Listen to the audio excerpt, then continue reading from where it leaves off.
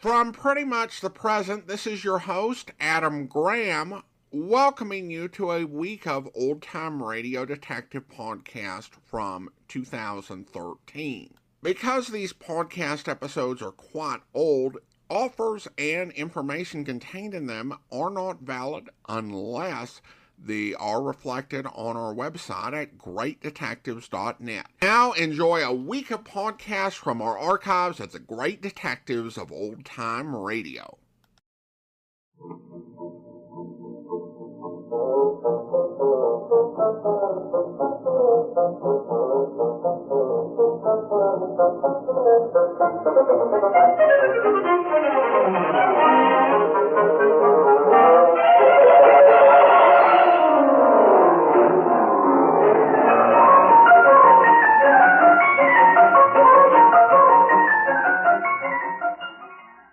Welcome to the Great Detectives of Old Time Radio. From Boise, Idaho, this is your host, Adam Graham. If you have a comment, email it to me. Box13 at greatdetectives.net. Follow us on Twitter at Radio Detectives. And become one of our friends on Facebook, facebook.com/Radio Detectives. Well, before we do get started, I want to just let you know about a quick way to help the show when you're making your travel plans. Go to JohnnyDollarAir.com. That's a Priceline affiliate, and you can save money on hotels, rental cars, and airline tickets by naming your own price or choosing from published fares. And if you book through JohnnyDollarAir.com, part of your purchase price goes to support the show. So when you're making your travel plans, visit JohnnyDollarAir.com first. Now it's time to get into today's episode of yours truly, Johnny Dollar, The Lamar Matter. From Hollywood, it's time now for Johnny Dollar. Pat McCracken, Johnny, returning your call. Oh, hi, Pat. How's Southern California? My vacation on expense account, I love it. Well, don't overdo it.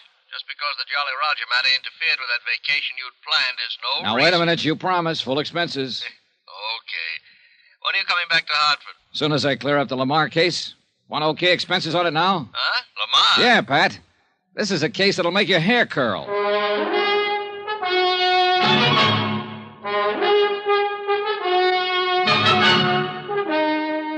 Tonight and every weekday night, Bob Bailey in the transcribed adventures of the man with the action-packed expense account, America's fabulous freelance insurance investigator. Yours truly, Johnny Dollar.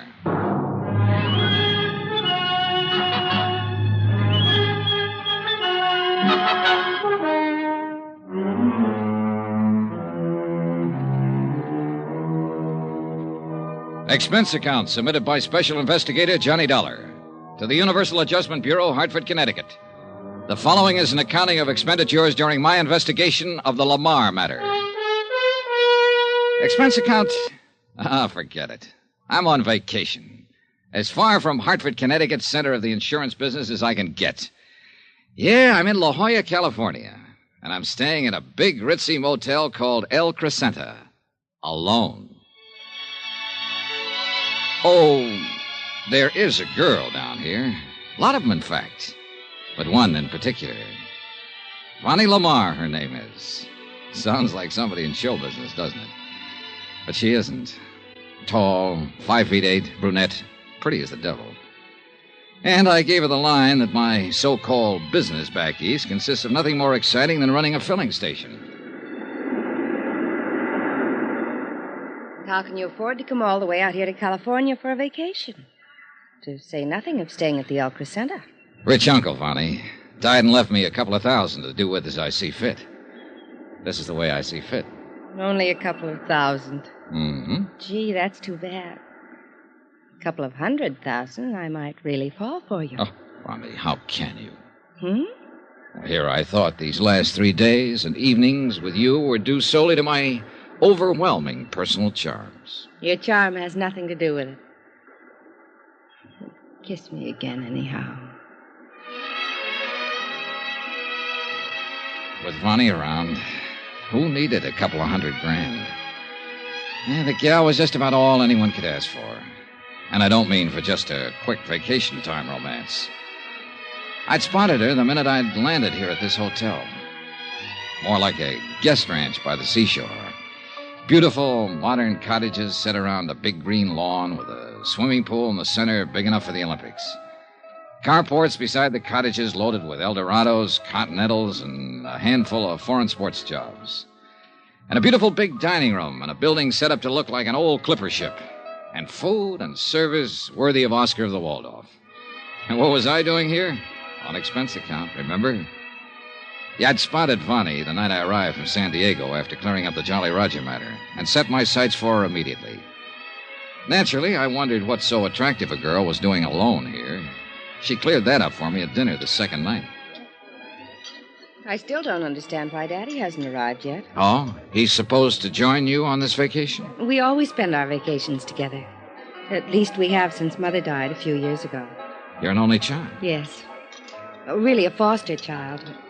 Just as we were about to take our plane, some crisis or other arose at the plant. So he made me come along and wait for him. Lamar Metal Products. Lamar. Oh, yeah. Aircraft components, isn't it? South Bend, Indiana? Yes. You know how crisis can arrive in a business like that. Sure, I imagine so. Government orders, all that sort of thing. Yeah. Well, you'll probably hear from him before. Oh.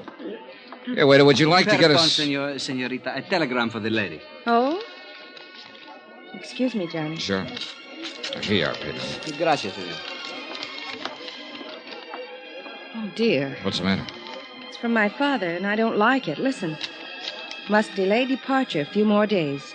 Doctor's orders. Oh? Nothing to worry about. Stay there in La Jolla until I join you. Love, Daddy. That's too bad. But doctor's orders. There's nothing wrong with Daddy. He had a new insurance examination just a month ago. They gave him a clean bill of health. What company? Try Mutual something or other, but what difference does it make? There's something wrong about this, I'm sure of it. Why don't you phone him? Yes. Yes, I will. My cottage is right next door here. Come on. It was none of my business, but the name of Tri-Mutual rang an old familiar bell. Yeah, I'd handled a lot of cases for them. Anyway, she wasted no time in putting through a call to her father's private number in South Bend. Yes, operator? Thank you. I don't know why I didn't go to my own cottage to make this call. My pleasure. I guess I'm a bit upset by this wire. I don't blame you. There's nothing wrong with Daddy. There can't be. Well, maybe he just made the mistake of mixing too many oysters with too many martinis. Hello? Hello? Daddy, what's this telegram you sent me? Oh. Oh, I see. Oh, well, you had me scared for a few minutes. Oh, yes, fine. Mm-hmm.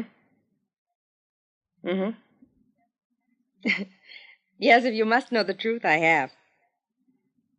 Johnny Dollar. Uh-oh. Very. Careful, gal. Oh, he says he runs a filling station, but I don't believe him. I'll tell you all when you get here. And hurry, darling, please. All right, Daddy. Good night, dear. Oh, thank goodness. You don't know how close your guess was, Johnny. Oh? It was just a slight case of indigestion. Plus the fact he wanted another day at the plant. Well, good. Then let's go back to the dining room and see what kind of indigestion we can accumulate. Well, that started it.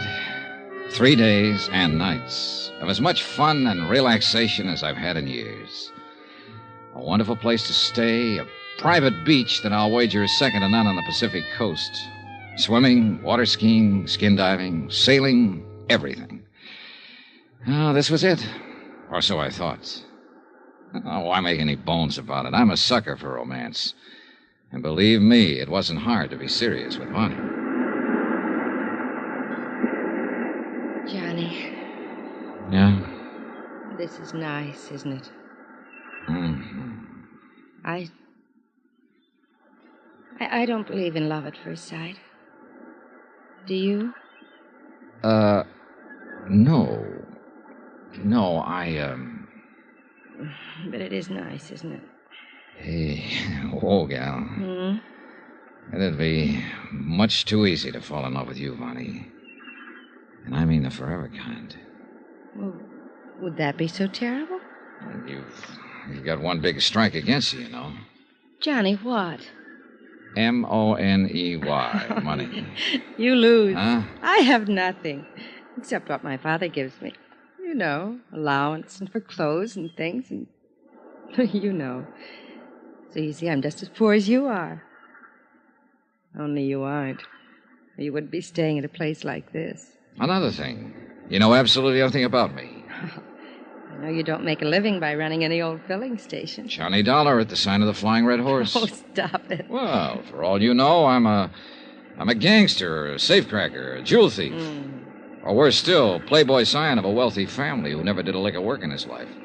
In other words, a worthless bum. Don't say that, Johnny, even in fun. How'd you fill him, huh? Yes, and their mothers.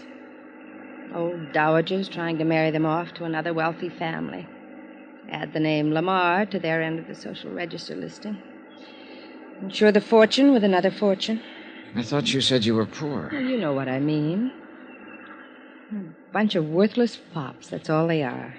I've seen better men among the servants and chauffeurs, the little Mexican boy who helps one of the gardeners, and the young businessmen there in South Bend and in other cities.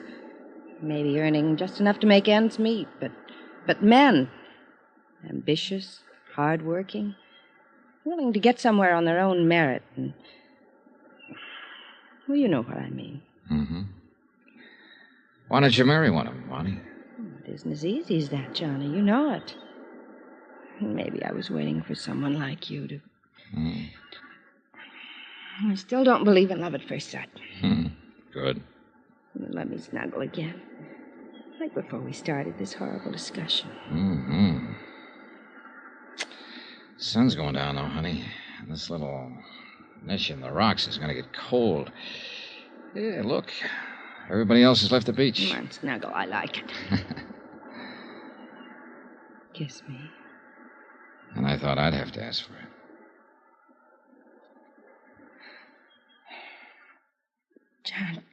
Johnny?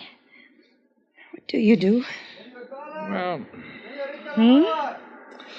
Well, I'll tell you. I live in Hartford, as I told you, and I'm really... Listen. He's calling you. Yeah, you too. Oh, the spoil sport. Well, maybe it's word from your dad. Here, up you come. Oh, I hope so. Come on, Johnny. Pedro! Pedro! Over here. Here we are. Here. What's up? Oh, senorita. Telegrams. Telegrams? But the one for the senor was marked rush, so I rush. Good boy, Pedro. Here. No, I'll tip you when we get back to the motel. Stop by my cottage. Johnny, it's What's wrong, Bonnie? It's from our family doctor. I'm afraid... Here, you read it. Sure, I'll be glad to. Regret having to inform you your father died a few hours ago. Suggest you return to South Bend immediately. Oh, Johnny!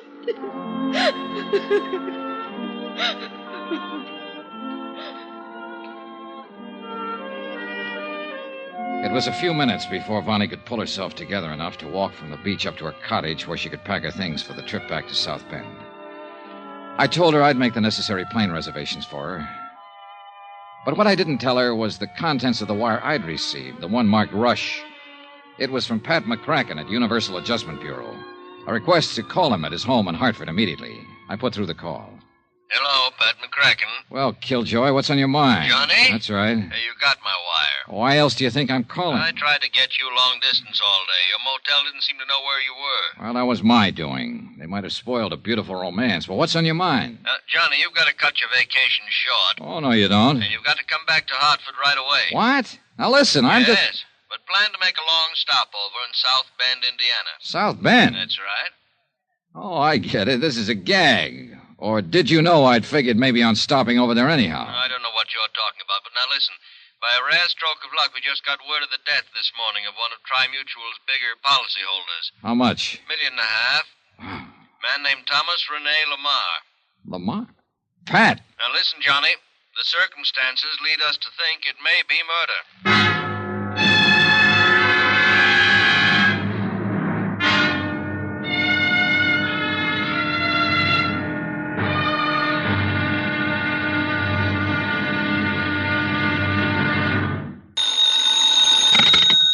Johnny Dollar. I have your party in Hartford, Connecticut now, Mr. Dollar. Oh, thanks. Just a moment, please. Hello, McCracken, Universal Adjustment Bureau. Hi, Pat. Johnny, are you still in La Jolla? Didn't you get my telegram? Sure did. And I'm getting ready to leave for South Bend right now. In the company of a beautiful, charming, lovely... Now, look, son, your vacation is over. Charming, lovely girl named Vonnie Lamar. Okay. Now, will you... What? That's right. Thomas Rene Lamar's daughter. Does she know her father has died? Telegram for her arrived at the same time I received yours. You didn't show her my wire. No. She doesn't know yet that you think it might be murder.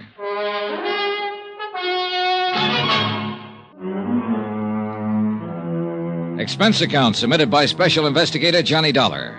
To the Universal Adjustment Bureau, Hartford, Connecticut. Attention, Mr. Patrick McCracken. Following is an accounting of expenditures during my investigation of the Lamar matter. Or was it murder? Expense account item 1. I'm calling it item 1, Pat, because it's really the first tab on the Lamar case. Previous expenses here in La Jolla were charged against the Jolly Roger case. Expenses for the vacation you promised me and have now so rudely interrupted. Item 1, $9.60 for that long-distance call to Pat McCracken in Hartford. Now, what under the sun is Vonnie Lamar doing in La Jolla? Vacation? Same as I was trying to take. Now, tell me something, Pat.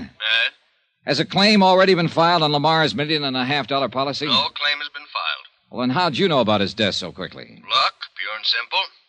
The insurance company is Tri-Mutual. Big office in Chicago, headed up by Lawrence Comstock. Oh, sure. Known him for years. Good man. Well, he's written all of Lamar's policies himself. He got to know the old man pretty well. Uh-huh. Personal friends, you know.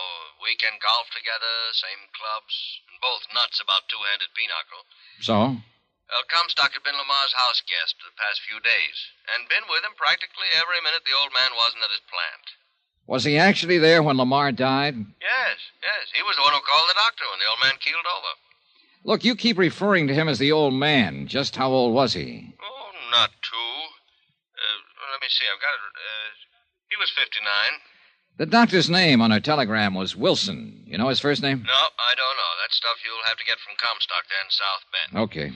Well, at any rate, Johnny, he called me the minute the doctor pronounced Lamar dead, and specifically asked that you be put on the case. Yeah, well, that's flattering. Okay, it looks like I am, but tell me something. Yeah? What makes Larry think the man was murdered? I'd rather not discuss it now. He'll give it to you when you see him. Our plane leaves in about an hour. No doubt you can be of some comfort to the daughter. Her knowing that you're handling the case. Pat, that's the one thing I don't want her to know. I hung up, leaving Pat to ponder over that last remark. Wired Larry Comstock that I was coming and finished my packing for the trip back east. When I'd finished, I paid my bill at the fancy motel, and all I can say is thank goodness it was on expense account. And I knocked on the door of the cottage next to mine. Yes, come in. Oh, Johnny. Hi, Vonnie. Any way I can help you? More than you have. You've been wonderful. Arranging the flight back for me. For us? Taking care of the things here. Johnny. That's right, for us. I'm making the trip with you. But I thought you said Hartford, Connecticut. And your vacation. Oh, the vacation's all over. Wouldn't be any fun for me to stay around after this. Oh, darling. And South Bend is along the way. I'd feel better if I kind of took you home rather than let you make the long trip alone under the circumstances. And maybe I have some business or something to attend to there. Darling, I don't know what... Easy. Oh, you made it so wonderful. When Daddy couldn't get here these last few days, and now that this terrible thing has happened, you stick by me this way. It's the only way I'd have it. You're so wonderful. All right. Come on now. Come on, get your things together. I've called for a cab to the airport in San Diego. Come on. Oh, thank you, Johnny. I love you for this. Sure.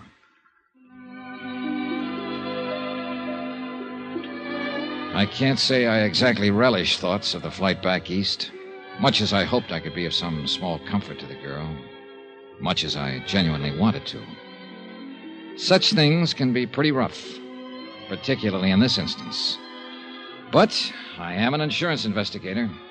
And in a matter of this sort, $1.5 million at stake, the possibility of murder. Well, it's up to me to suspect everyone, whether I like it or not. Yeah, I sometimes think it's a pretty rotten racket to be in. Johnny. Sleep, Vonnie. Sleep. You'll need all of it you can get before you have to face things at home. I wasn't sleeping. I was just thinking. And being so thankful that you're here with me. Honey, I wired ahead for a hotel reservation. What? Yep. I'm going to stay in South Bend a few days. You wonderful, wonderful... No, I'm going to be honest with you. I also wired a friend of mine, a fellow with whom I do business now and then. So well, anyhow, I'll be there for a few days and maybe more, and as long as I can be of any help to you. It's funny. You know, you still haven't told me what you do. Well, don't worry about that now. But I'm curious. Tell me. It'll give us something to talk about. Did you wire anyone at your home about your arrival? Yes, Harrison the butler. Johnny. Well, how about the doctor who telegraphed you? Yes, Dr. Wilson, too. Honey. Wilson. Edward T. Wilson. Now tell me. No, you stop talking and try to get some rest. But all... I'm going back to the lounge in the tail section so that you'll have nothing to do but get some sleep. Then you won't tell me. No. Tomorrow. Sleep. Thank you, Johnny. Now I can, maybe. Yeah, rough. Very rough. I felt like a traitor to her. Well, we landed in Chicago at 10 a.m. and took a cab from the airport to the Lamar home on the outskirts of South Bend. I'd never before realized that the big industrial city with all its huge, dirty, sprawling factories had such a wealthy residential section.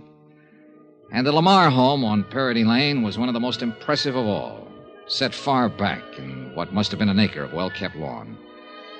In addition to Harrison, the butler, we were met at the door by the housekeeper, cook, upstairs and downstairs maids, and a couple of other servants, all of them obviously in deep sorrow over the passing of the master of the house. And may I most humbly for all of us express our deepest sympathy in this hour of this... It's all... Thank you, Harrison. Thank you all. I'm going to my room and we'll call you when... Yes, miss? This is Mr. Dollar. Mr. Dollar. He's to be admitted to the house. Any time. I'll be here, Vonnie, as soon as possible. And you know where to reach me. Yes, Johnny. Thank you. And now to get to work, whether I liked it or not. I took the cab to the townhouse, dumped my bags, then back to Chicago in the office of Lawrence Comstock, Tri-Mutual's representative. He was waiting for me. Well, Johnny, you sure walked into something this time. Thick one, Larry? You don't know. You don't know the half of it. The million and a half of it. You gave Pat McCracken back in Hartford the idea that Lamar's death might be murder. I think it is. I really think it is, Johnny. Why? Tom Lamar was one of the best friends I ever had. He should have been. Your commission on the insurance he was carrying was enough to set you up for life. Oh, no, Johnny, don't talk like that. Tom was a good friend of mine, quite aside from business. I sold him his very first policy years ago, and he was just a bookkeeper for Atlas Processing Company, earning $70 a week. And when he married Delise... Delise? That's his wife, who died 5 years ago. Oh. That policy was only for $2,500, straight life. So? Well, you know how little my commission was on that. But I liked him. I saw that he had a spark about him, that with the proper kind of encouragement, he could go places. And he did. Yeah, so I understand. I understand that Lamar Metal Products is a really big thing. General Metal Fabricators just bought them out. Oh? Yes, and Tom was getting all ready to retire. Spend the rest of his days having fun, golf, fishing, winters in California, and summers in Minnesota, that sort of thing. And taking care of Vonnie, his adopted daughter. Yeah. Kind of worth taking care of, too. Eh? I know her, Larry. Met her in La Jolla, California. Oh, then you... Brought her back here to face the sad fact of her father's death. Why didn't... Oh, yes, of course. The family doctor, Ed Wilson. I should have realized. He sent a telegram to Vonnie to the same place you were, in La Jolla. She's a wonderful girl, John. You're telling me. But, Larry... Yes? Something you told Pat McCracken back in Hartford has led him to think that possibly Thomas Lamar was murdered. Johnny, In the years I've known Tom Lamar, Yeah? I've not only known him, but I've known his family. Well? And much of his affairs, personal as well as business. Well? His wife, Delise, I would have married her long ago if I'd been able. Oh, get to the point, Larry. Oh, yes, of course. And his daughter, Vonnie. I wish she'd been my daughter, my child. Come on, Larry. Come on, get at it. She's a wonderful girl. You said that. Oh, yes, of course. Well, there were things in her past, Vonnie's past, that even her mother and later her father didn't know about. But I did. For heaven's sake, man, get to the point. You too? Yes, me too. Yeah, me. The confirmed bachelor. Take him or leave him. Have fun. Forget him. Make a big... Come on, Larry. Listen, Johnny. Now listen carefully. Dr. E.T. Wilson, Ed Wilson, an old friend of mine as well as Tom. Yes? It was Ed who made the last insurance examination 4 months ago. Thomas Rene Lamar was in better health than you are. After all, he was only 59, and he'd lived a careful life, taking good care of himself. Well, go on. We were sure of his physical condition, sure of it. That's why I let him add to his already large policy. Larry, you've told Pat McCracken, and you've admitted to me that you think Thomas Lamar was murdered. Yes, John. Because of one man. Who? The one man who shared his confidences, business and personal. Yeah? Who was closer to him than even Ed Wilson or me. Well, who? One man who alone could be sure of benefiting by Tom Lamar's death. Oh, look, Larry, that bush you're beating around is getting bigger and bigger. It's so simple, John, so discouragingly simple. All right, Larry, all right. Take it any way you like. I'm here for 2 reasons. Because I'm assigned to this case, and because of Vonnie. Yes, I know. Now, who is it you suspect? The man Vonnie is really in love with. Oh. I'm sorry, John.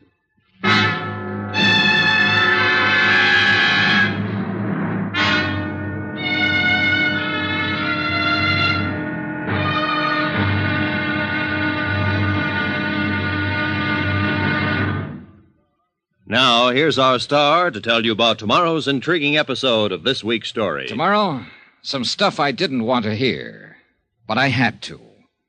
Join us, won't you? Yours truly, Johnny Dollar.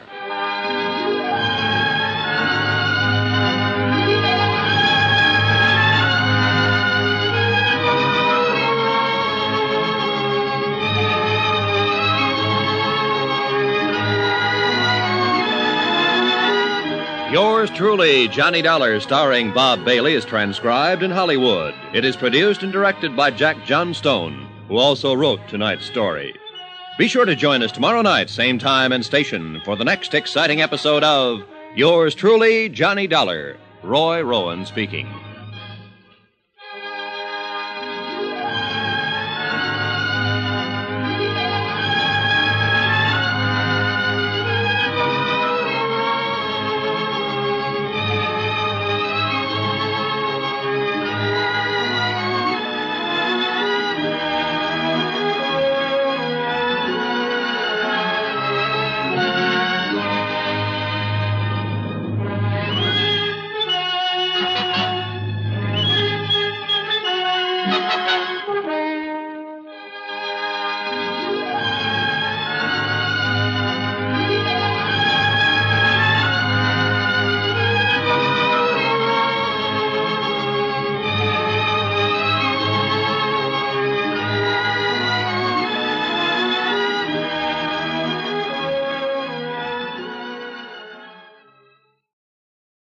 Welcome back.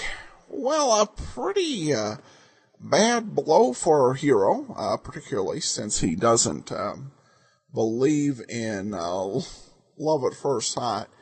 In one way, somewhat ironic, because he had been kind of sitting there and warning her about, hey, I could buy anything. The one thing I found myself somewhat curious about listening to this was, well, why was he hiding the fact he was an insurance investigator? My conclusion, and maybe other listeners have a suggestion, is that It's kind of like being a police officer. If you mention, oh yeah, I'm an investigator or an auditor, that might be a bit of a killjoy in terms of mood and atmosphere. So that might be a reason as well. We'll have to see how this works out for Johnny. Tough break. I have to say, shame on Pat McCracken for calling him back after a week. You know, I got it with with the Jolly Roger fraud matter. They provided some pretty good justification for why Johnny needed to be down there. They really did not with this one. So disappointed in that, but hey, we wouldn't have a story otherwise. Alright, well, now it's time for some listener comments and feedback. And we had a couple of people post things over on our Facebook wall. One posted an article, from WordPress, called Requiem for, Bob Bailey, from 2004. Talking about his career and his life. That's pretty important in 2013, because that's the 100th anniversary of Bob Bailey's birth. The only thing I have with this article, there are a few minor issues and inaccuracies in there. Or I guess the thought issue would be too harsh, but it begins with who grieves for Bob Bailey. You know, I think my general thought is that the career of Bob Bailey should definitely, I guess the best thing I can come up with is celebrate it. Particularly in this 100th year. He left behind such a wonderful body of work for listeners and fans to enjoy.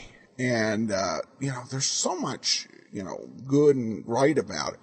There were things that went horribly wrong in his life. Really slighted by the television industry and not given a, real, chance because of looks. And he just was not able to make it in the post-radio world, and his own personal world collapsed. Others were able to make it. Even William Conrad, who was denied the role of Matt Dillon, was able to make it. But sadly, Bob Bailey wasn't. Went through a lot of hard times, alienation from his family for many years, hit the bottle really hard, and then became a substance abuse counselor towards the ends of his life. Before finally having to go into a nursing home. So a tragic end, and not as remembered as it should be. But I think I think that was sad and tragic, but what I'm so grateful for is that we have so much to enjoy that he's left behind. There is a sense of grieving in a way. In the same sense that, I guess, in one way I do grieve for Bob Bailey. In the sense that I also grieve for people like Jimmy Durante and Lou Costello and Virginia Gregg. I write about this a little bit in my ebook, What Made the Golden Age Shine. But they were a different type of actor. They weren't the big celebrity, incredibly removed from everyday life. They knew what existed, what a challenge existence could be at sometimes. They weren't the ultra-rich and ultra-glamorous covered constantly by paparazzi. In fact, many of the people in radio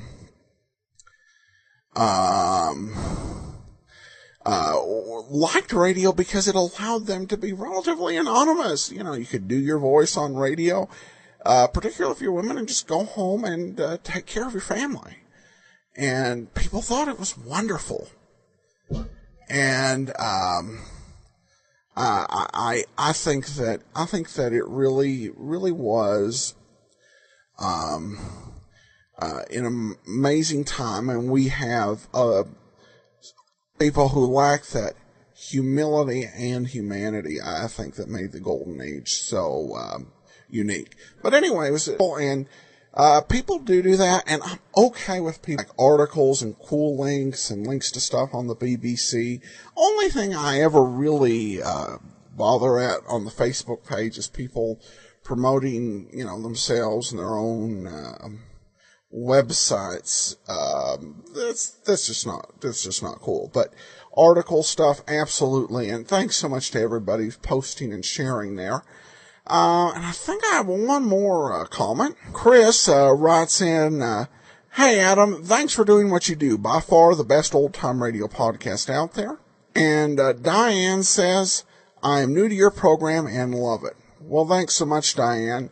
And thanks so much for all your support and comments. That will actually do it for today. One other one. One listener was having problems on iTunes with downloading a particular episode. Nothing wrong with the particular episode, just iTunes performance issues. If you ever have an episode, let's just say, for example, it was this episode. Obviously, it's not because you're listening. This is episode 1059. There's a search box right across the top of greatdetectives.net. So just put EP1059 and the episode will come up in the search fairly quickly. And you can download it directly off the site. If you're not able to do that, then you may have additional problem and email me. And we'll see what there is. Okay, well, that will do it for today. We'll be back tomorrow with the amazing Mr. Malone, and join us on Wednesday as the Lamar matter continues. Before we get started, I want to let you know today's program is brought to you by the financial support of our listeners. Among those, I want to especially thank Michael, who sent along a donation. We'll send access to our premium site, as we do with all donations of $7 or more, and you can support the show at support.greatdetectives.net. Well, now we go forward in time about 5 weeks for today's episode of The Amazing Mr. Malone. This one is from February 26, 1950, and the title is Appearances Can Be Deceiving. The Amazing Mr. Malone.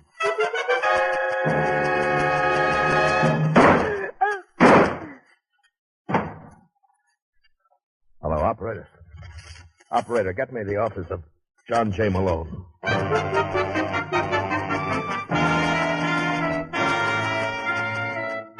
The American Broadcasting Company presents The Amazing Mr. Malone, an exciting half hour of mystery starring Gene Raymond. Our locale is the city of Chicago. The time, the present. And the hero of these weekly adventures, the amazing Mr. Malone.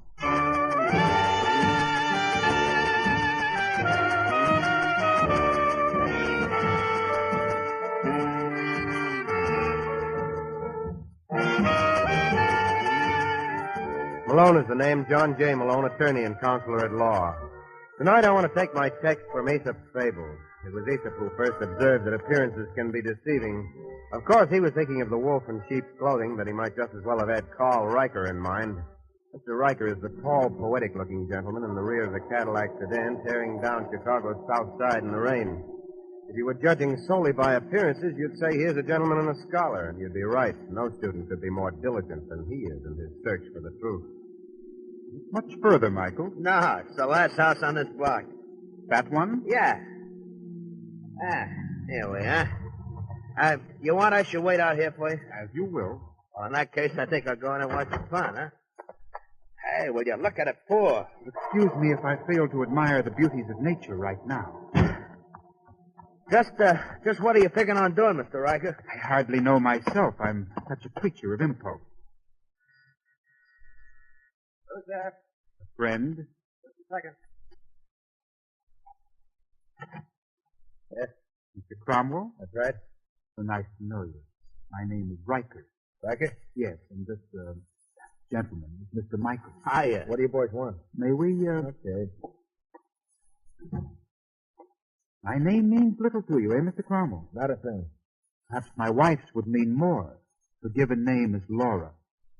You mean Laura Riker is your... Incredible, isn't it? What do you want here? I'm a peculiar sort of a man, Mr. Cromwell. I have an unusual fixation. You're familiar with psychiatry? Nope.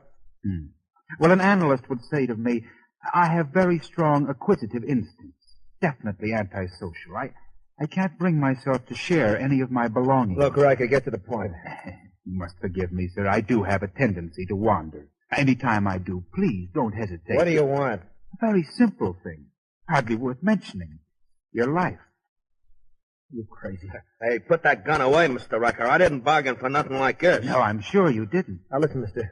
You got this all wrong. Had nothing to do with your wife. Ask her. Laura will tell you. You disappoint me, Mr. Cromwell. I expected better of you. What are you afraid of? Have you ever read Aristophanes? For Pete's sake, man. No. Well, it was he who wrote, For what is death but an eternal sleep? So I say to you, pleasant dreams, Mr. Cromwell. No, don't. In the name of...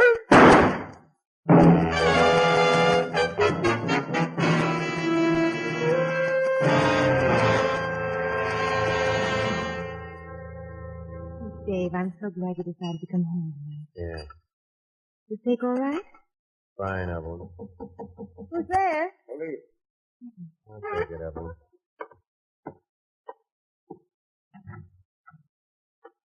Well, I'm sorry to bother you, but I'm looking for a Dave Cromwell. Are you? Yeah. Did you have a brother named George? What do you mean, did I have? Dave. Well, you better come in, Lieutenant. Thank you. Nasty night, isn't it? Don't tell me you dropped in just to get in out of the rain. Well, I hardly know where to begin. You might try the beginning. All right. An hour ago, we got a call from the superintendent of your brother's place. Go on. When we got down there, we found him murdered. He'd been shot twice. I see. You wouldn't have any idea. None at all. I realize what a shock this must be, Mr. Cromwell. If you'd like, I can come back later. Yeah, you do that, Lieutenant. You wouldn't want to venture to... No, I wouldn't. I'm sorry. Yeah, sure. Well, good night. Good night, Mrs. Cromwell. Good night. Get my coat, Evan. Darling, you're not going on. Did you hear what I said? Of course, Dave. Dave, what are you doing? Give me that gun. Shut up. If you know who killed George, I got a pretty good idea. let the police take care of him. I thought I told you to get my coat. Please, darling, listen to me. Why should I when you don't listen to me? Now go on, get it! Got a lot of work to do tonight.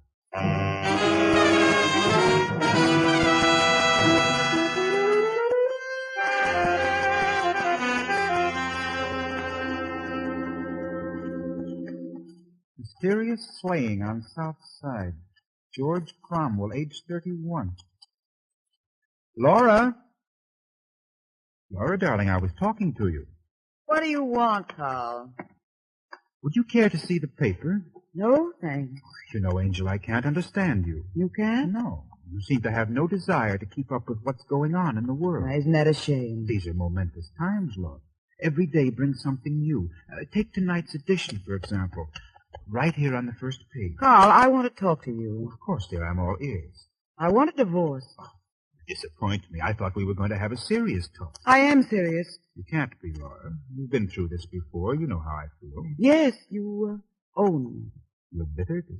I want a divorce, Carl. Perhaps you'd better read this first. Mysterious slaying on South Side. The young man's name was Cromwell. Cromwell? Didn't you know someone by that name? You killed him. Oh, now, darling, you're jumping to conclusions. You killed him. Not so loud, Laura. What will the servants think? Shall we continue our discussion of divorce? I'll pay you back for this. You're upset. Go to sleep, Lynch. You'll feel better in the morning.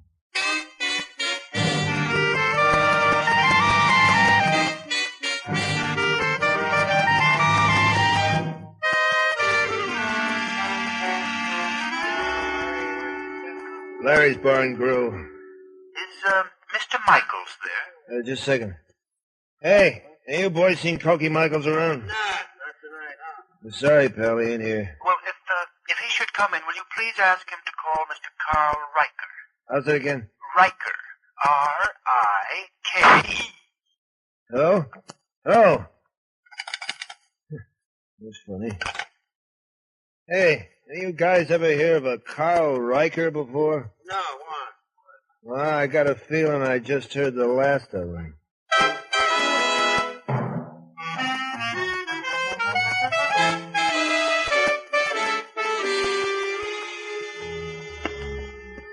It was just one of those things, just one of those crazy things, one of those bells that now and then ring. Just one of those things. It was just one of those nights. Just one of those fabulous... You know, I thought you were never going to make it. I beg your pardon? Generally, I'm interrupted in the first 16 bars. What's your name, friend? Kenneth Harrison. You're probably wondering how I got in your office. I'm not even going to ask unless you've got something better to offer than the door was open. You're not going to believe this, Mr. Malone. No, so you might as well spare me. If I've offended you, sir, perhaps this will make up for it. Hey, what do you call that stuff, anyway? Money? I thought it looked familiar. I once saw some about 3 years ago. There's $2,500 here, Mr. Malone. It's all yours. What giveaway show are you with? Did you see this morning's paper? Well, did you happen to notice a story about the murder of a gentleman named Carl Riker? Yeah, the police are holding his wife. His wife happens to be my sister. I see. Do you? Maybe not. I'd like you to represent her. This money should be sufficient for a retainer. If I take the case. Why should you refuse to? Well, first of all... You want to assure yourself that Laura is innocent. How'd you know I was going to say that? I merely anticipated. Well, I tell you, Harrison... After you talk to Laura, you want to talk to me again. Did you ever think of going in for mind reading?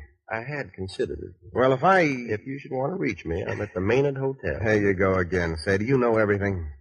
Just about. Then maybe you can tell me why I got a feeling I've just been had.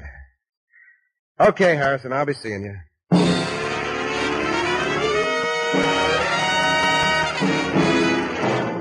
You are listening to The Amazing Mr. Malone, starring Gene Raymond.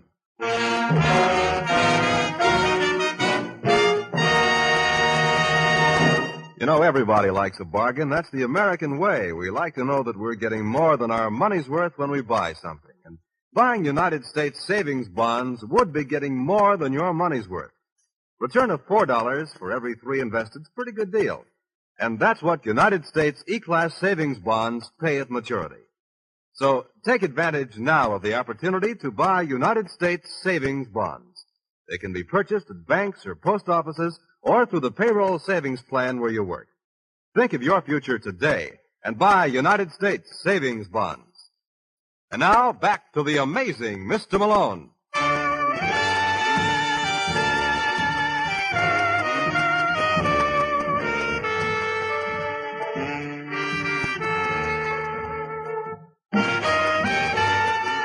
32 minutes and 17 seconds later, I was down at police headquarters, which was 12 minutes and 14 seconds over schedule. But I stopped off at the bank first, where I discovered that the $2,500 Kenneth Harrison had wished on me were apparently genuine. With his accent, I had a feeling it might be Confederate money. Then I hustled over to headquarters to earn my fee. Believe me, when you deal with a guy like Lieutenant Brooks, you're really doing it the hard way. Well, if it isn't the amazing Mr. Malone. Uh-huh. That's a nice, snappy comeback. Uh-huh. How do you think of things like that? I listen to Bob Hope. Where's my client? Sussman, send in Mrs. Riker. Wait a minute, Brooks. How did you know I was representing Mrs. Riker? Oh, you think you're the only one who can be amazing? Excuse me, I was... Oh, yeah, come in, Mrs. Riker. Your lawyer is here. My lawyer? I'm John J. Malone. Who? John J. Malone. I never heard of you. Honey, you can have anything you want on the house. Pay no attention to him, Laura. He's just sore because I'm going to get you out. Just what is going on here? Your brother retained me to represent you. My brother? Uh-huh. Kenneth Harrison. You haven't had time to do much research, have you, Mr. Malone? What do you mean? I'm an only child. You're a what? Are you ambulance chasing, Malone? Look, Lieutenant, I give you my word. This character came in and told me he was Mrs. Riker's brother. That's very funny. You don't know how funny it is. He gave me a $2,500 retainer. He what? So help me, that's the truth. You know a tall, good-looking boy from below the mint julep line, about 6'1"? No. You sure? I'm positive. Oh, why should he give me $2,500? I have no idea. Well, do you want me? Why should I? You could do a lot worse. Ask the lieutenant. Oh, keep me out of this. I'm prejudiced. How do I know this isn't some trick? What can you possibly lose if you tell a straight story? Yes, as you say. What can I lose? All right, first of all, did you kill your husband? No. Okay, then we can continue. You're amazing, Mr. Malone. Already you know she's innocent. Already, I know. Do you also know that she threatened her husband last night about 2 hours before he died? That's a lie. The chauffeur heard you, Mrs. Riker. What might this chauffeur's name be? Michaels. Cokie Michaels. Cokie Michaels. That isn't the same one Yeah. How long has he been working for you, lover? He didn't work for me. He was employed by my husband. Doing what? I can't imagine. Well, I can tell you. He was keeping tabs on you. I don't believe it. You were seeing a boy named George Cromwell, weren't you? Who? George Cromwell? No. Now, you better be careful in your answers, Mrs. Riker. You know Cromwell was murdered last night. Do you think she did it? No. I think her husband killed him, and then she went to work on her husband. You're insane. You weren't stepping out with this George Cromwell. On my word of honor. Michaels says otherwise. I wonder why. So long, Mrs. Riker. If you're going over to see Michaels, Malone, you're wasting your time. I've already had a crack at him. I'm glad to hear that, Lieutenant. Then you certainly can't begrudge me my turn at bat.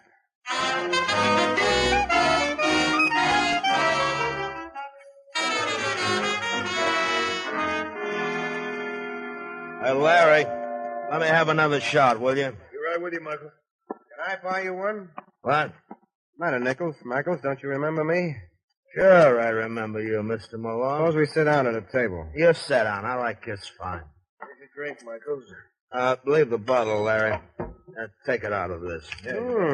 Polling money. You must be doing all right. The last time I saw you... It was my tough luck. What do you want, Malone? Just came from police headquarters. Did you? Yeah, representing a lady you know, Laura Riker.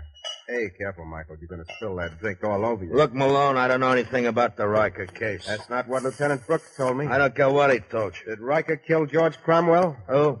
Cromwell. Didn't you ever hear the name before? No. That's funny. You claimed Mrs. Riker was stepping out with him. Did I?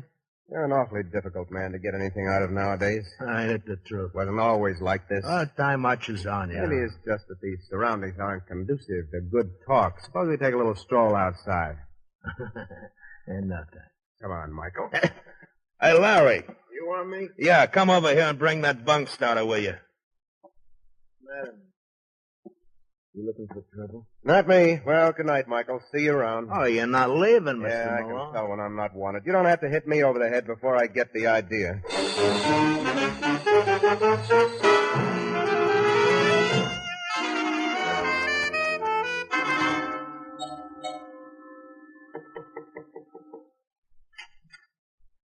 Yes? Good evening. Good evening. Is Mr. Dave Cromwell at home? No, he isn't. Are you Mrs. Cromwell? Yes. Well, I'm glad to know you. My name is Michaels, Cokie Michaels. What's your first name? Evelyn. Look, Mr. Michaels, if you want to see my husband... I most certainly do. Well, I don't expect Dave back till late tonight. Oh, that's okay. I can wait. Oh, but it might be Don't out. give it a thought. I got plenty of time. Yeah, I even brought along my own refreshments. See? Hey, you got a glass? Glass? Oh, never mind. I don't need one. Yeah, that's good. Not as good What as do you he want can- with my husband? Oh, well, that's the secret, the deep, dark secret. You want a drink? No, thank you. Well, suit yourself. Did you ever hear of a man named Carl Riker? No. That's funny. He's been on all the papers. He was murdered last night. I used to work for him. Did you? Yeah, that's what I wanted to see your husband about. You see, they got Mrs. Riker in jail, and I'm afraid it's all my fault. Get out of here. What's the matter, Evelyn? Am I such bad company? Are you going to get out of here? Oh, now, baby, where do you think you're going? Let go of my arm. Will you behave? Oh, now, sit down there. Ow! Got no right. Oh, shut up. Hey, your husband certainly keeps late hours, don't he? I don't think Dave's coming home tonight. No? No. Now that I remember, he told me that... He told you what? What? Hello, pal. We were just discussing you. What's going on here? Darling, he forced his way in. My name is Michaels, Mr. Cromwell. I wanted to talk to you. About what? About the Riker case. What about it? Well, suppose you tell the missus to blow, huh? Go on, Evelyn. But, darling... Go on. I want to talk to this gentleman alone. Sweetheart, you mustn't let yourself... Go on, Evelyn.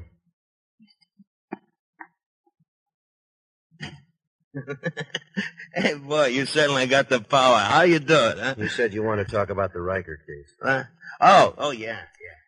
Well, you know they're holding his missus. Yeah, I read the papers. Did you read John J. Malone was representing her? Yeah, so? Well, so he's quite a boy. All he needs is a little lead and boom, I bet he gets the answer just like that. What is the answer, Mr. Michael? Well, it goes back to your brother's murder. How's that? Ah, quit acting surprised, Cromwell. We both know Riker killed him. How do you know? I was there. What? Hey, cut it out. You're choking me. I swear I didn't know what Riker was going to do. All right, talk.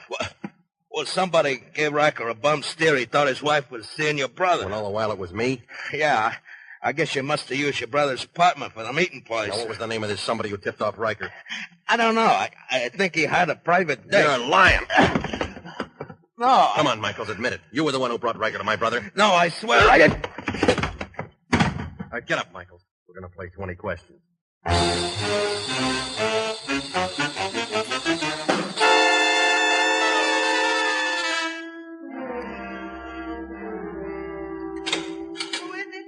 Only me, Laura. Thanks, Sidney. Well, isn't he amazing, Mr. Malone? I didn't expect you back tonight. I didn't expect to be back. Did you accomplish anything? Yes and no. Now, what's that supposed to mean? I figured out a way to prove your innocence. Can you? Yes, indeed. How? All you got to do is submit to an injection of sodium amytal. A what? It's what they call the truth serum. Oh, no. Come on, lover. What can you lose? Seems to me you used that line before. I thought those kind of tests weren't admissible in court. They aren't. Well, then what good is it? Maybe I just want to convince myself. What do you say, Laura? Well, I always thought I was a pretty accomplished liar. Hang on, your hypodermic, Malone. I think I can beat it.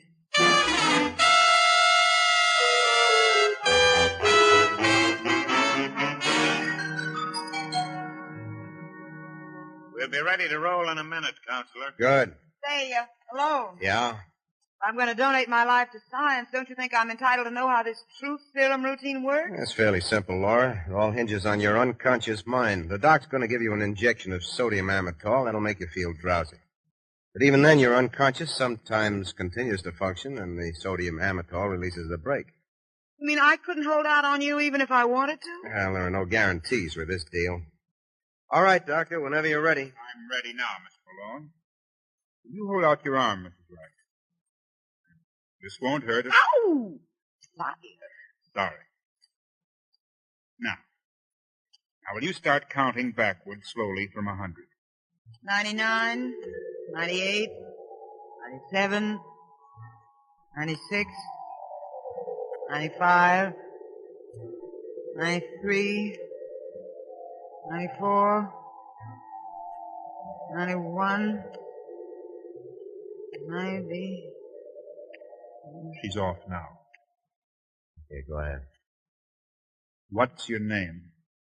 Laura Riker. Where were you born? In New York. How long did you live there? Till I was 17. 3 of us in a little hole in the wall. You don't know what it's like to be poor. That's why you married your husband? Yes. I didn't know it was going to be worse. I thought I was bettering myself. Do you know a Kenneth Harrison? Kenneth Harrison? No. No. I never heard the name before. How about a George Cromwell? I know George. You ever go out with him? No. But you were in love with him? I couldn't stand the man. Do you think your husband killed him? I don't want to talk about it anymore. Listen to me, Mrs. Riker. I told you I don't want to discuss it. Let me alone. Let me alone.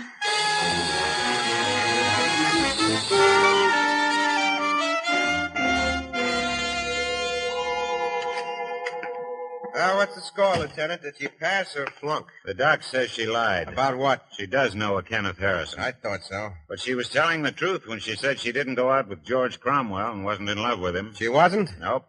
Yet Michael swore she was meeting... Wait a minute.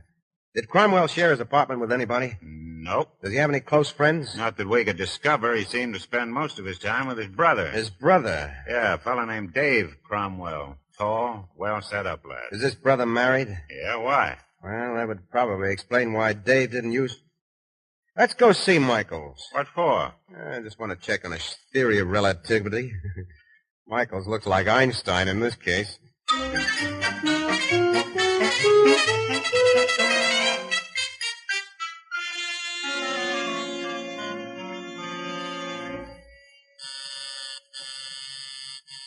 You don't answer, Malone. That's strange. Why? Well, Michaels wasn't in any of the bars. He should be home at this hour. Are you? Don't be funny. I tell you what. Uh-oh. What's the matter? Hey, we haven't run across one of these in ages. The door's unlocked. Yeah. Got a match? See the light switch? And that ain't all. Brutal, huh? Yeah. Well, I guess we're not going to get anything out of Mr. Michaels tonight. Tonight or any night. Call homicide, Malone. You ought to know the number by this time. You are listening to The Amazing Mr. Malone, starring Gene Raymond.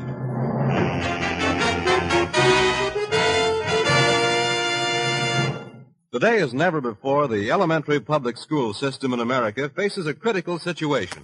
The facts are alarming. An increased birth rate during and since the war has resulted in expanded enrollments that will crowd the elementary schools with millions of additional children during the next 5 years. Immediate action is needed now to cope with the enormously enlarged school population. You can help to assure a proper education for your youngsters by working with local civic groups and school boards, actively seeking to improve educational conditions. Remember, better schools make better communities. And now, back to the amazing Mr. Malone.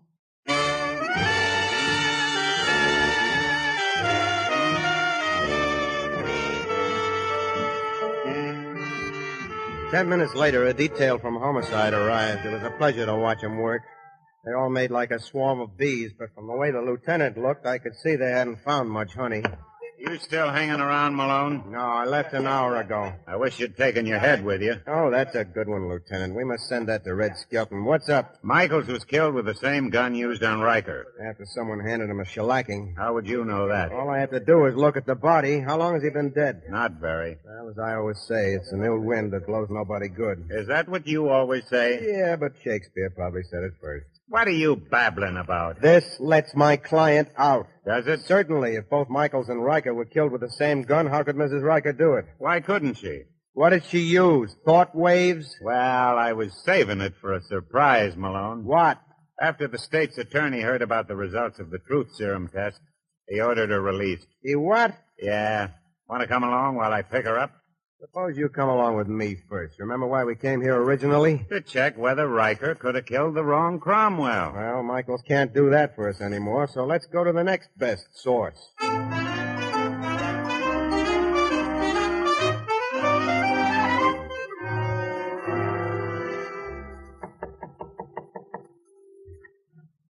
Yes? Hello, Mrs. Cromwell. Who are you? Don't you remember? I was here Thursday night to see your husband about his brother. Oh, you're Lieutenant Brooks. And this is John J. Malone. How do you do? How do you do? Your husband in? Well, he's asleep. Would you mind waking him? I wouldn't like to, Lieutenant. You know, Dave's been under a severe strain. He'll survive. Of course, that's no guarantee for how long. Where is he, in there? No, I won't let you disturb it. Oh, now, cut that out. No. Hey, get her off of me, Malone. All right, stop it. Dave. Why all the commotion, Lieutenant? Well, Mr. Malone and I wanted to talk to you. Yes, indeed. What's the matter, Counselor? This is Mr. Kenneth Harrison. What? Well, that's the name he used at my office. You're out of your mind. You know Laura Riker? No, he doesn't. Will you let me handle it? I'm sorry, Dave. Yeah, I know Laura Riker. Did you kill her husband? No. That's enough, Evelyn. No, I didn't kill him, Mr. Malone. What about a boy named Cokie Michaels? What about him? He was murdered an hour ago. Now let me out. Dave's been in all night. I can prove that. No, you can't, Mrs. Cromwell. The elevator boy says your husband stepped out around 11. It's only for a paper. It was for a pack of cigarettes. Ask the kid. I was back in 5 minutes. You better come along with me, Dave. No, I won't let you take him away. For Pete's sake, Evelyn. I won't let them do it. I killed him, Lieutenant. What? I killed Mr. Riker and Mr. Michael. You forgot Cock Robin. Come on, Cromwell. You've got to believe me. I did it. Honest, I did. She ain't kidding. What? What's the matter with you, Cromwell? Didn't you know you should have? He did it for you.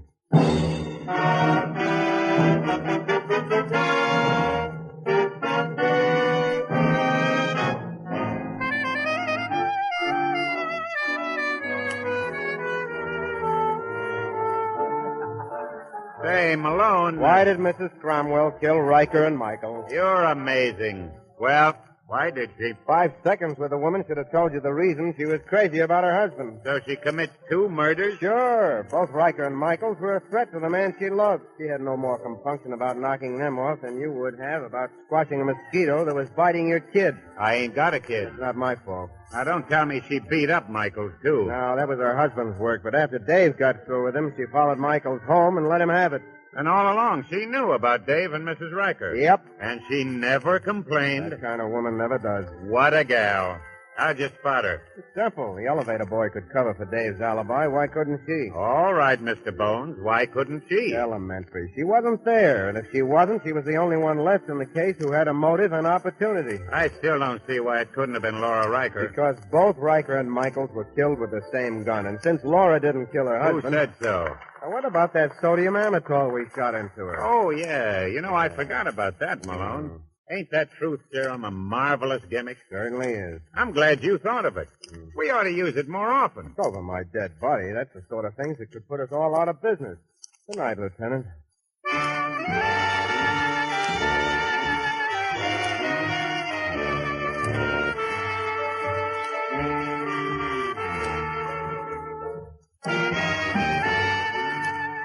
You ever hear the story of the timid soul who never took a chance in his life, and he bought himself a gun? You'd be surprised at the difference it made.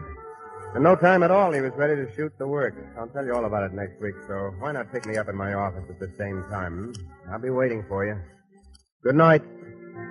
Gene Raymond was starred as John J. Malone with Henry Morgan as Lieutenant Brooks. Our program is written by Gene Wang and directed by William P. Rousseau, music by Basil Adlam. The Amazing Mr. Malone is based on a character created by Craig Rice and produced by Bernard L. Schubert. The events and characters depicted in this story were entirely fictional, and any resemblance to actual places or people living or dead is entirely coincidental. And now this is Dick Tufeld inviting you to listen next week. The Amazing Mr. Malone has come to you from Hollywood. This is ABC, the American Broadcasting Company. Welcome back. I have mixed feelings on this episode. Obviously, even while he was working and starring in Dragnet, Jack Webb kind of had a arrangement with ABC to come over and play characters who were heels. As illustrated in this week's episode, actually the last 2 weeks' episodes of The Amazing Mr. Malone. This episode had so much significant radio talent in it. You had William Conrad, Jack Webb, and Virginia Gregg here. You also had Harry Morgan as the policeman, and I like Harry Morgan in this role. And he wasn't tending to get too many of the starring roles at this point in his career, but he does a great job here. My only thing is, when you have this much talent on the acting side, you really wish there was a better script.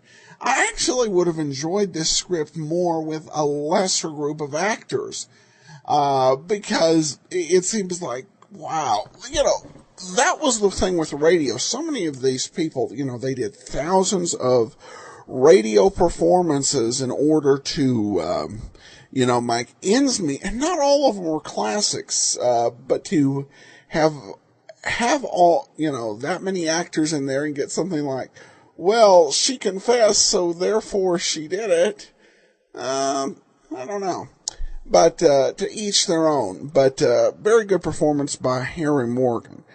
All right, well, listener comments and feedback. We have this from Heather, who writes in, I really love this app and the shows, and would like to find a similar one for the suspense, horror, OTR genre. Do you happen to know of one you would recommend? Right now I subscribe to dozens of individual podcasts and would like them all in one place. Well, thanks so much for the question, Heather. I cannot help you much. I am not at all into the horror genre. And in terms of suspense, generally it's like if I get in the mood, I'll grab an episode of The Whistle. What I might recommend is, and if listeners have something for those genres they would recommend, feel free to email me. But what I might recommend is the site escape-suspense.com, which has a lot of episodes of Escape and Suspense available with details on the shows. But yeah, I don't have a podcast recommendation. You might try our Facebook page, and certainly if our listeners have one that you'd recommend in that genre, share it with me, and I'll certainly be sure to pass it on to her. All right, well, that will actually do it for today. We'll be back tomorrow as we continue on with yours truly, Johnny Dollar, and then join us back here Tuesday for a new Mr. Malone. Well, before we do get started, I want to let you know that today's program is brought to you by the financial support of our listeners. And among those, I want to thank John and David and Elizabeth. Thank you so much for your support. Now it's time to continue on with today's yours truly, Johnny Dollar case. It's time for the Lamar Matter Part 3. From Hollywood, it's time now for Johnny Dollar. Johnny, this is Vonnie. Oh, yes? Please, come out here to the house, right away. Is something wrong? Johnny, you said you came back here to South Bend well, because you didn't want me to have to be alone to face the death of my father. Yes, dear, Johnny, you also said you have business here. Well, yes. Is it connected with my father's death? Vonnie. Please, dear, don't lie to me. He was insured for over $1 million. Or do you know that? Listen. Was this business of yours connected with Daddy? Was it because you, too, think he was murdered? Johnny? I'll come out and see you.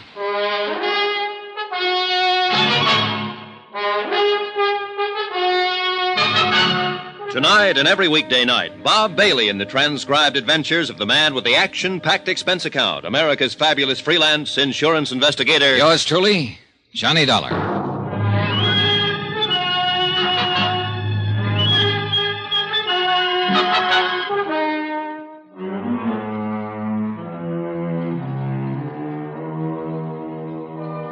Expense account submitted by Special Investigator Johnny Dollar. To the Home Office, Universal Adjustment Bureau, Hartford, Connecticut. Assignment, the Lamar matter. The question, was it murder?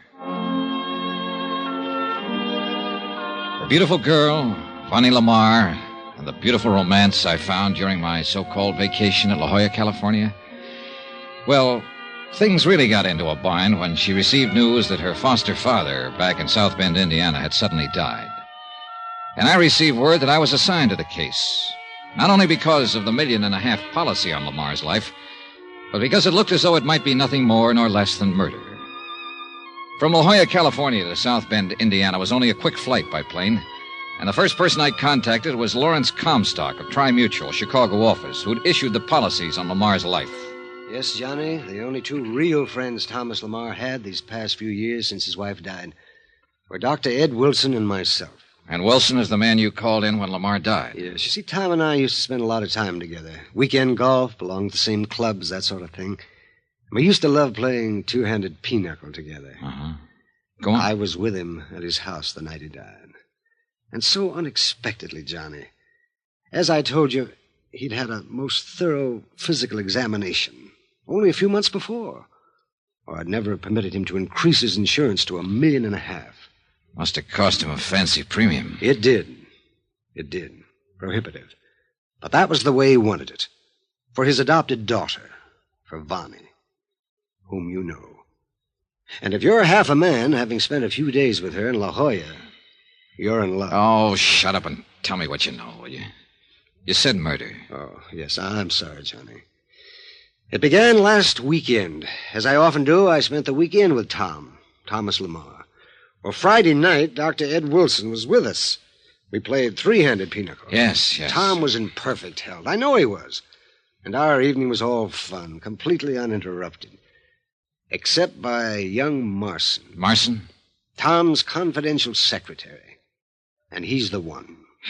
Larry, you are the one who told Pat McCracken back in Hartford that you thought Thomas Lamar was murdered. That's why you wanted me to come on out here to investigate the case. Yes. All right, now tell me the truth. Is it because of your great friendship for Lamar? Because of the $1.5 million policy through your company? Or because you really think he was murdered? Are you here because of the commission you can earn on a case as big as this? Or because Thomas Lamar happened to be the father of Vonnie Lamar? I was ordered on this case from Hartford. Oh, yes. Oh, yes, of course. Okay. All right. Now, maybe I'm a silly old fuddy-duddy. Maybe I'm more worked up over this case than you are, whatever the reason. But let me tell you this thing in my own way. Go on, Larry. Well, we know, Ed Wilson and I because of being so close to Tom Lamar so long, Ed because of his medical knowledge. We know that Tom was in perfect health. His 59 years were nothing for a specimen like him. Ed left Friday night. I stayed on. Saturday, we played 9 holes of golf. Tom wanted to play 18, but I didn't feel up to it. And that night, we played pinochle. Just the two of us. And we got to bed early. Well, Sunday, we just sat around and talked until evening when we played cards again. There was no strain, Johnny, even if the man had had a bad heart or something. I understand. Now, what about this Marson you named? We quit shortly before midnight. I was tired, my years, no doubt. And I knew Tom would have a hard day at the plant on Monday. And so I suggested we get to bed. He smiled, as only Tom could smile. A warm, tolerant, yet at the same time understanding and friendly, completely friendly smile. Go on. And he said he'd probably have to take one of Ed Wilson's sleeping pills to doze off so early. But I knew, Johnny. You knew what? Sugar pills. That's all Ed had ever given him. Sugar pills. I think Tom knew it, too. Well? I went up to my room, Tom to his. I heard the water running in his bathroom. About the same time, I was brushing my teeth. And then the crash. Crash? Yes. I ran out through the hall to his room. He was lying on the floor of the bath, broken tumbler beside him. He'd left the bottle of sugar pills still open. He'd taken one of them? Yes. And he was dead. You mean you think... No, I called Ed Wilson. He was there in only minutes. It was he who officially said that Tom was dead. Had died instantaneously. And he was sure it was poison. Peculiar color of the lips or something. What do you mean? It was some terrible stimulant to the heart. A very rare drug that only a few researchers would know about. Even the heart of a young and healthy boy would find the influence of this drug too much, too strong. Dr. Wilson told you this? Yes. What is this? I don't know. Something very rare. But he is sure that's what did it. Well, what did the police say? You called them in, didn't you? Ed did. They'd never heard of it either, the drug. But they've sent samples of the sugar pills to Chicago and to Washington for analysis. Well? We should hear from them shortly. Where is this Dr. Ed Wilson? Oh, here, I'll just write you his address. Good, thanks. All right now, Larry. Yes? You told me earlier there was one man you thought might be responsible for this. Who? Walter Marson. Who's Walter Marson? Walter has been Thomas Lamar's personal private secretary for some years. Go on. And Walter has been married to LaVon for over a year. Oh, I'm sorry, Johnny, because I know how you feel about her. Well, why should that make him want to murder Vonnie's father? Because of Thomas's will. Tom made a will, Johnny, that left virtually everything he owned to the corporation of which he was the head, except for his life insurance. Is that why the amount of his insurance was so big? I suppose so. The sole beneficiary of the policy, as you know, is Vonnie. Oh, go on. Therefore, the only way in which anyone else could share in the estate is by being married to her. All right. You've knocked down a couple of dream castles for me.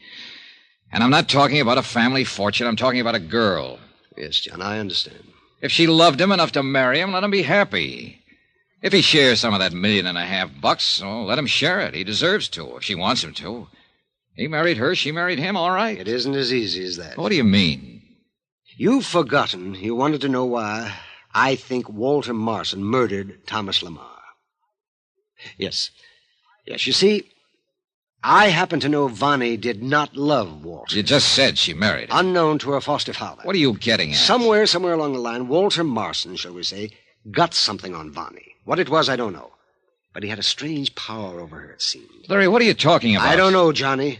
From the time Walter first started working for Thomas Lamar, I didn't trust him.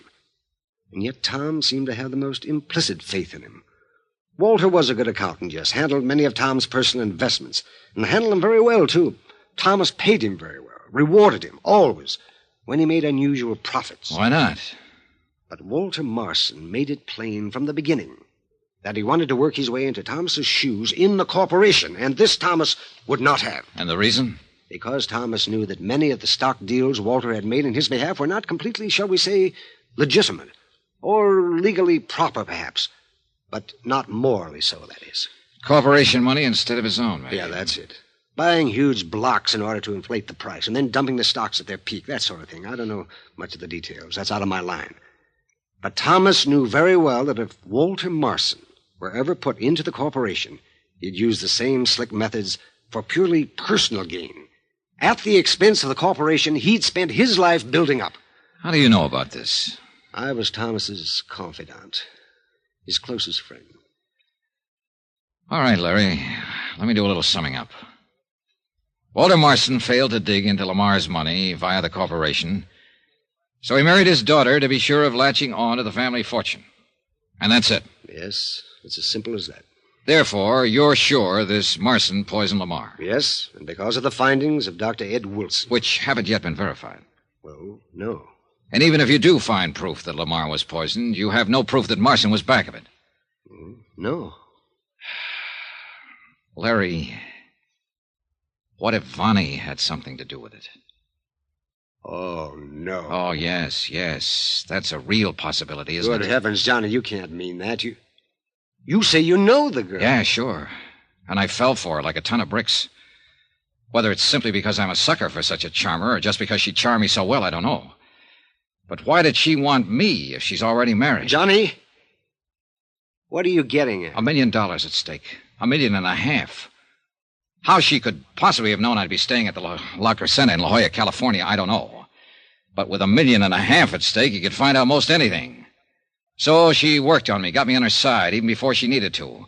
And when her father died, according to plan, she knew there'd be no question of settlement of her claim for the insurance because of the way she'd so successfully drawn me into a cozy little noose. Johnny, you're out of your mind. Am I? What are you talking about, you old... Yeah, I guess I am.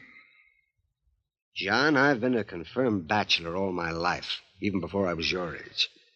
But I know very well that if I'd ever met Vonnie Lamar, my bachelor days would have suddenly ended. Oh, you're hurt. Now that you've found out she's married, you're hurt and you're angry. You're striking out at anything you can reach, anyone. And I'm sorry. Don't let it take away your judgment. I'm sorry, too, Larry. I didn't mean to... I really didn't... It's all right, Johnny. But now get hold of yourself. You have a job to do, not only for me, for the company, but for yourself. Okay, Larry, thanks. Good boy. I don't know what I'm going to do, but I guess whatever it is, I better start doing it.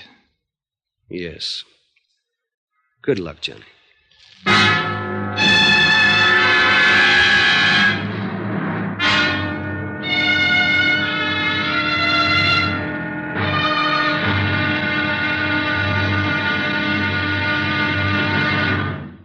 Now, here's our star to tell you about tomorrow's intriguing episode of this week's story. Tomorrow?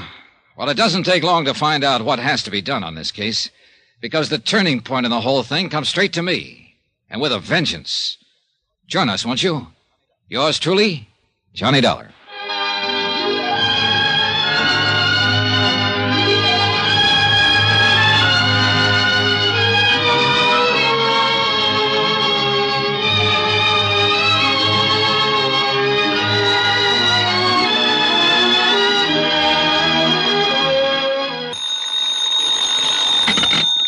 Johnny Dollar. Dr. Edward Wilson, Mr. Dollar. Oh, hello, Doctor. Mr. Comstock of Tri-Mutual Insurance asked me to call you. Regarding the death of Thomas Rene Lamar. Yes. I've just left the police department. the chief autopsy surgeon. Yes? There's no question about it. Thomas Lamar was poisoned. I see. I'd like to talk to you, Doctor. I understand you were one of Mr. Lamar's closest friends. Yes, And one of the beneficiaries of his will. that's quite. Where did you learn that? I didn't. It was a shot in the dark. Oh, look here, young... Better stick close to your office, Doctor. I'm on my way over to see you.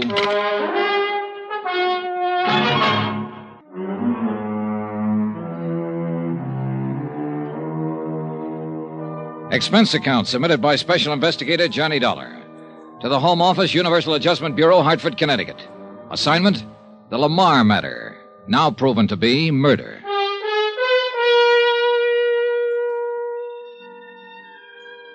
As the facts of this case lined up, it appeared that Thomas Rene Lamar, wealthy manufacturer of aircraft components, had only two really good friends. Lawrence Comstock, who had issued him $1.5 million worth of life insurance policies, and Dr. Edward T. Wilson, and a wonderful, lovely, charming adopted daughter, Laban, whom I'd met during my brief vacation in La Jolla, California, whom I'd accompanied back here to South Bend, Indiana, when she received word of her father's sudden death. What little evidence I'd been able to pick up seemed to point to one Walter Marson, Lamar's personal secretary. Unknown to Lamar, he had married Vonnie, and therefore stood to benefit from his death. Oh, why kid about it? I'd fallen for the girl, heavily. And when I found out that she was already married to a slick, smart promoter, well, let's keep personalities out of this case, especially mine. I'd told Vonnie that I'd come up and see her out at the family mansion, but I thought I'd better contact Dr. Wilson first. Come in. Come in, Mr. Dollar. I've heard a great deal about you from Lawrence Comstock. And please, sit down. Thanks, Doctor. You said something over the phone that's bothered me. I won't mince words. Apparently, you and Larry Comstock were Thomas Lamar's closest friend. I don't think there's any question about it, my boy. And I'm sure Lawrence will verify that. He already has. That's why I took a shot in the dark and suggested that you're a beneficiary of Lamar's will, not his insurance. I already know that his daughter Vonnie gets that, but his will. Well, does that shock you, or... I suppose Larry's a beneficiary, too.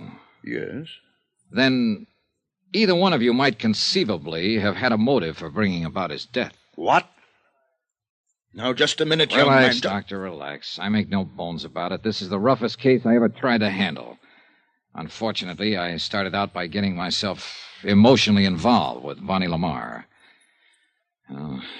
Go ahead, laugh if you want to. Hardly. She's a very wonderful girl. A bit mixed up at times, perhaps, because of... Well, because of what? Are you aware that, unknown to her father, Vonnie was married? Is married? Yes, to some Walter Marson, Larry Comstock told me. Marson was Thomas Lamar's personal secretary. Did Lawrence tell you why she married him? I don't think he knows. It was a few short months after Thomas Lamar's wife died. A terrible blow both to Vonnie, who was completely devoted to her foster mother, and to him. By way of quenching his sorrow, Thomas drove himself in his work, 16, 18 hours a day at the plant, all his waking hours, so that he would have time to think of nothing but his work. But Vonnie had no such outlet for her emotions. Her friends, a lot of rich ne'er-do-wells, rich, worthless bums, if you like, got her interested in gambling. Oh? She plunged into it with a recklessness and abandon that quickly got her into debt so deeply that, well, there was only one way out. Her father didn't know? No. But young Marson did, and he took full advantage of it. In return for her agreement to marry him, he promised to quietly obtain the necessary funds from Thomas Lamar's investments, which he, Marson, handled. And he did. And she married him? Yes. But how could she? She didn't love him. And you must realize her emotional state at that time. She was terribly upset over the recent death of her mother, and so was her father, of course. She knew the shock it would be if he ever knew of her gambling and the tremendous debt she'd incurred. She was beside herself, ready to do anything. So she married Marson. I could kill him. Now, let's get one thing straight, Mr. Dollar. Yes? You, too, are a bit upset when you came in here. You spoke as though you might think both Lawrence Comstock and I could have motive for wanting Thomas's death. I'm sorry, Doctor. It's true that we are beneficiaries of his will. At least Thomas assured us we were. But only in a very minor way. Thomas was loyal to us as he was to the servants who have been so devoted to him for so long. And whatever little he has left us and them... I'm sorry, Doctor. I guess I was just feeling hurt and angry and taking it out on anyone I could find. At least that's the way Larry Comstock put it. And he was right. Now I got a job to do. What have the police found out?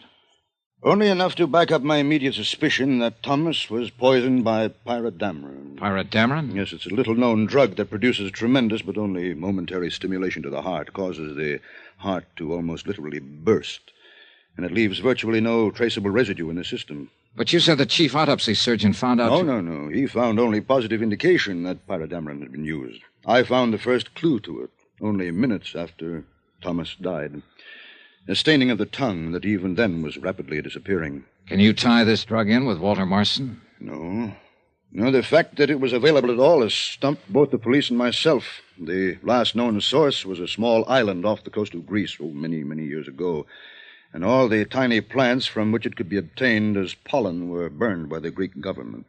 But somebody, somewhere, must have had some seeds, planted them, and obtained this pollen. Yes. How do you suppose Mr. Lamar took the stuff? Well, it could have been mixed with one of the medicines in the cabinet in his bathroom, but we found no traces. Uh-huh. Larry Comstock said you used to give him harmless sugar pills as a kind of sedative. Yes. Thomas knew they were perfectly harmless, but he occasionally took them anyway. It was a kind of joke. Could this pyrus stuff have been mixed with them? We found no trace in the bottle. But you would have been able to? Yes. It is only in assimilation by the human body that dissipation is so complete as to make it virtually undetectable. I'm afraid I haven't been of much help to you, Mr. Dollar. I think you have, Doctor. I think you have. It was only a hunch. But in this business, you sometimes have to depend as much on hunches as on common sense. I picked out the library nearest to the Lamar residence to do my research. Pyrodamron. You're sure that is the word? Yes. Can't you find anything on the subject? Nothing beyond what you found in the Pharmacopoeia Index. The name of the plant from which it is derived. Blephara piporus calandus. No common name. Yeah, I know. Well, thanks. Of course, the main branch of the City Library in Chicago might have something. Sure, thanks. Why, yes, I'm sure I can find what you're looking for. You see, I myself am quite a student of rare drugs and poisons. Oh, what's that? Well, after a long, dull day here at the library, I enjoy nothing more than curling up in a big chair in my little apartment and reading detective fiction. Oh, well, where's the book? I'll show you.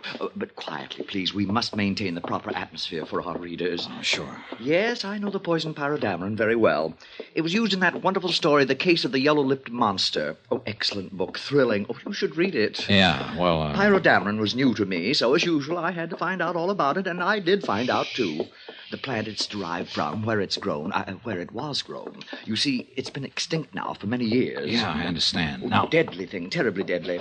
But now here is the book that will tell you all about it. The title is Flora Exotica Mediterranea. That means exotic flowers of the Mediterranean. Flora Exotica Mediterranean. What's the matter? I don't... Oh, good heavens, it isn't here. You sure? But it was. I'm sure it was only yesterday. Oh, dear. Well, here, do you see? It was taken out from right here. Well, who took it out? I don't know. Won't your records show? No, I never permit any books to be taken from this section without my knowledge. Never. Afraid somebody'd consult the stuff for ulterior motives? Oh, dear, no. It's just that the only ones who want these books are the rabid whodunit fans like myself, and, well, I like to talk to them. Well, isn't there some other book that might give me the information I want? Oh, not another book in the world. I know. And now, oh, tragedy, it's been stolen. Well, this was one time a hunch didn't pay off. Quite the contrary. I'd wasted a lot of time. Expense account item 9, 520, taxi out to the Lamar mansion. I was almost relieved to learn that Vonnie was not home. I'm very sorry, sir, but she and Mr. Marston left shortly after noon to make the funeral arrangements. Thank you, Harrison. However, as you know, Miss Vonnie wished you to have full access to the house, and if you care to wait... How is she holding up, Harrison? Most admirably, Mr. Dollar, under the circumstances. Mr. Lamar's passing has been a terrible thing for her, for all of us. Yes, sure, of course. What will happen to the house, I don't know. Won't Miss Lamar continue to live in it? This morning she said no, that she'd travel for a while, and then settle down somewhere else, far away from this city.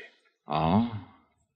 And what about you, the servants? Oh, we shall, of course, have to seek employment elsewhere. Say, tell me, Harrison, didn't Mr. Lamar provide for you in his will? I do not know, sir, and I do not particularly care. His kindness and loyalty to us during his lifetime was far more important than any provision he may have made for us. Well, I guess that takes you off the list. Beg pardon? Nothing. Say, tell me, has Walter Marson been around much since Mr. Lamar's death? Yes, he's been most attentive to Miss Lamar, which we've all appreciated. He lives here in the house, you know. No, I didn't know. Harrison, I'd like to see his room. Sir? I'm going to lay my cards right on the table. I'm an insurance investigator. Here, my card. Why, I see. Miss Vonnie hadn't so informed me. Because she didn't know. Well, sir, Now show me to Marston's room. Yes. This way, please. Do you like Walter Marson? Yes, sir, very much. Now. What does that mean? I've never spoken of this to anyone else, Mr. Dollar. For years, Walter Marson was a clever, scheming, conniving young man with overpowering ambition to take over the Lamar Corporation. So I've heard. I'm convinced that at one time he even tried to marry Miss Lamar, and solely for the purpose of forcing his way into the business. Just tried? Well, yes, sir. However, in the past year or two, Mr. Marson has changed completely. What makes you think so? Because of conversations between him and Mr. Lamar that I could not avoid overhearing from time to time. Mr. Lamar knew what Marson was attempting and faced him with his knowledge of it. Here is his room. Go on. Mr. Lamar could have made it very difficult for him in view of his record. Prison record? Yes, sir, for embezzlement. But instead he gave the young man another chance. So? Go on. And Mr. Marson made the most of it. He changed completely. I say without reservation, sir, that Mr. Marson is as honorable a young man as I know. Pretty sure of that, aren't you? Yes, sir. A butler living as close to them both for so long can Pardon me, sir, but does something give you the reason to think I'm mistaken? No. Unless perhaps it's this book I just found lying on his desk. Book, sir? Flora Exotica Mediterranea.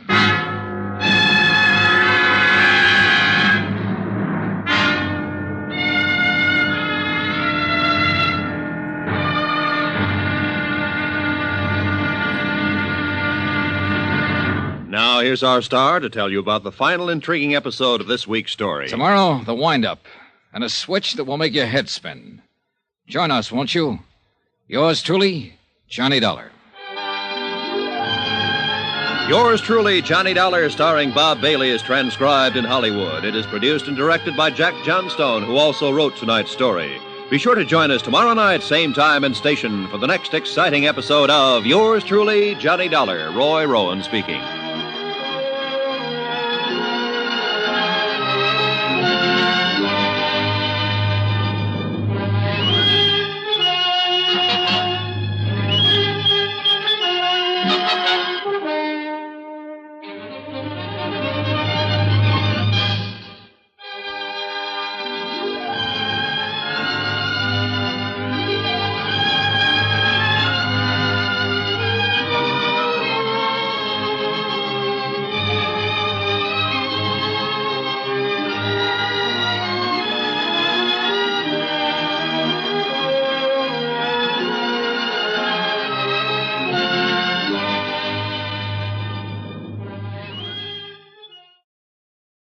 Welcome back. Well, poor Johnny, in this case, really has done a number on his professionalism.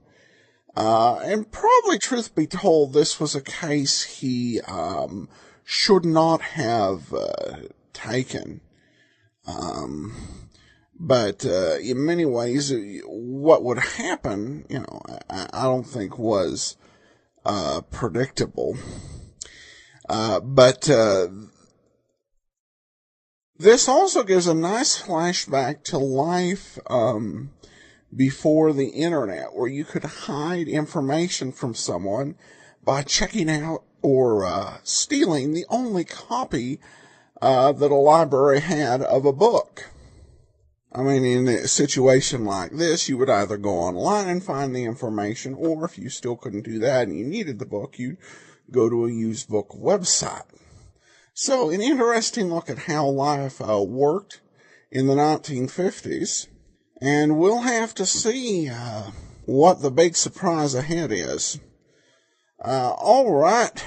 Well, now we turn to listener comments and feedback, and we have an email here from Mark, who says, I'm one of the slew of younger listeners mailing you. I want to say thank you for bringing these old-time radio detectives to my ears during my horrific Atlanta commute.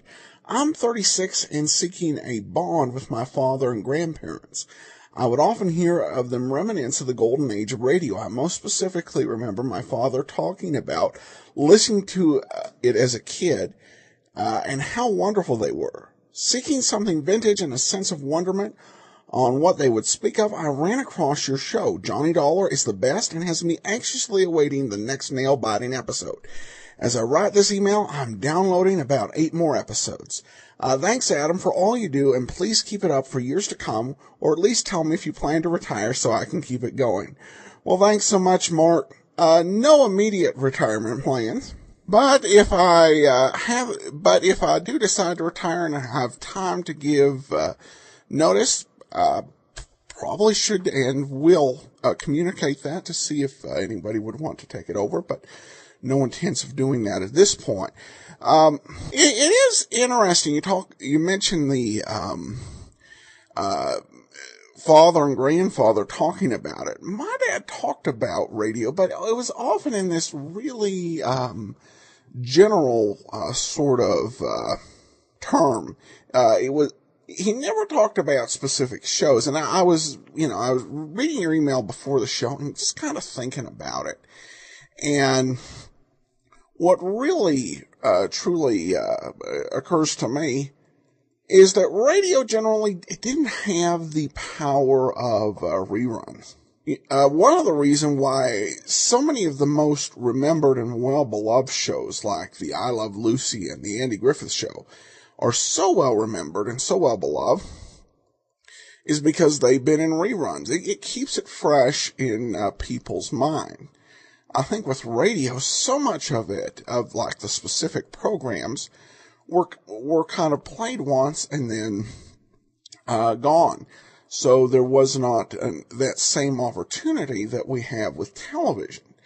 And I think that's the case with a lot of people, because I rarely run into people who specifically who haven't, say, been accessing a specific show on CD or podcast or something.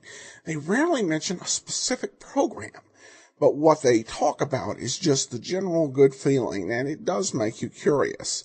We're blessed, I think, to have so much available to us now.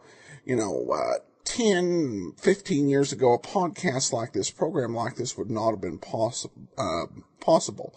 But there are tens of thousands of episodes and hours out there of just so many different detective programs that we really have a unique opportunity, and particularly at a low cost, because when the old-time radio became a going hobby, for 2 decades plus, the main way people were able to access it was through purchasing some pretty expensive tapes that were just so expensive people couldn't just buy it because of curiosity. You had to already be a fan, practically. Now, through the internet, we really do have the ability to go back, so it's a great opportunity. And I'm glad you're listening out there. Finally, we have, I want to say thank you to Bill, who tweeted out to his followers on Twitter. Check out the great detectives of old time radio at Radio Detectives. And I do appreciate folks following us on Twitter at Radio Detectives, and certainly when we post shows, great to see them retweeted. And also, in addition to Twitter, we do encourage you to rate the show on iTunes. We're about 3 ratings away from 200 ratings in the iTunes store, so your ratings definitely appreciated. You don't have to write a review in iTunes. You can just leave a simple rating if you're enjoying the show. Well, we will be back tomorrow with Nick Carter, and we will wrap up the Yours Truly Johnny Dollar story on Friday. Before we do get started, I do want to encourage you to check out my first ever detective story, published and currently available for the Kindle for 99 cents. The title is An Ounce of Prevention by Adam Graham, and I'd encourage you to go pick up a copy, or you can also, if you've got the Amazon Prime, you can borrow it through the Kindle Lending Library. That's An Ounce of Prevention. Now it's time for us to bring you the greatest of all manhunters, Nick Carter, and this is the case of the substitute bride.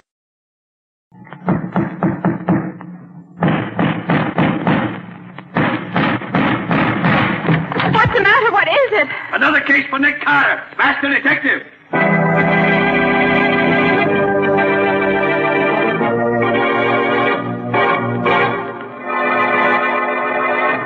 Yes, it's another case for that most famous of all manhunters, the detective whose ability at solving crime is unequaled in the history of detective fiction, Nick Carter, Master Detective. Tonight's curious adventure, The Substitute Bride, or Nick Carter and the Mystery of the Night Ferry.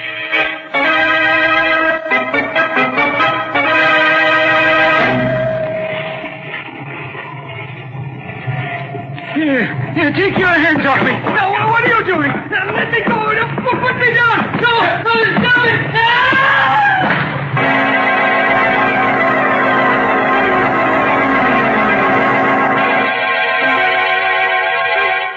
Nick, there's a young man here to see you. Says he's no friend of yours. Well, hello, Nick. Helen Marvin. Well, Helen, it's good to see you again. What brings you to this part of the country? I came east to get married, Nick. Well, congratulations. Oh, wait a minute. I'm afraid your congratulations are a little premature. What's the matter? I don't know. I can't find her. Can't find her? Well, what on earth do you mean by that? Well, look, it's like this, Nick. Alice Evans and I have been engaged for about 4 years. But for the past 3 years, she's been living in South America with friends of her family. She was due back in this country yesterday on the Gallia, so I came on from Chicago to meet her. Her boat got in ahead of schedule, and my train was late, so we missed connections. I'd already told her I was coming, but in spite of that, she was gone by the time I got to the dock last night. Didn't she leave any message for you? No, not a word. That's odd. And she has no friends in this part of the country that she could stay with. Well, didn't anyone at the boat know where she went? Well, apparently not, Nick. The stewardess says a boy brought her a note, and as soon as she read it, she got dressed and went ashore. There was a taxi waiting for her, and she went off in it. An hour later, an expressman called for her trunks. Perhaps she went to a hotel. Hotel? But why should she do that when I told her that I'd meet her at the boat? No, Nick. Something has happened to her, I'm sure of it. Nick, the morning paper says that there's a Miss Alice Evans registered at the Hamilton Park Hotel. What's that? Would that be the same girl? Here, let me see that, will you? Quick. Right here. Well, then she did go to a hotel. Oh, gee, what a fool I was for worrying you, Nick. I'll think nothing of it, Alan. Glad you found her. Well, if you don't mind, Nick, I think I'll... Sure, go right ahead. I know how anxious you are to see her. Hey, look, Nick, why don't you come with me? I'd like very much to have you meet her. Well, Alan, this seems hardly the time to... Oh, come on. No, Nick, come on. I want you to meet her. You'll like her. Well, all right, if you insist. But I've heard it said that 3 is usually a crowd, especially after 2 of them been separated for 3 years.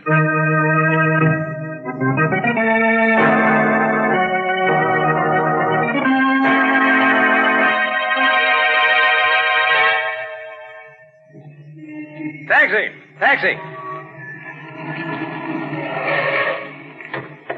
2nd and 5th driver.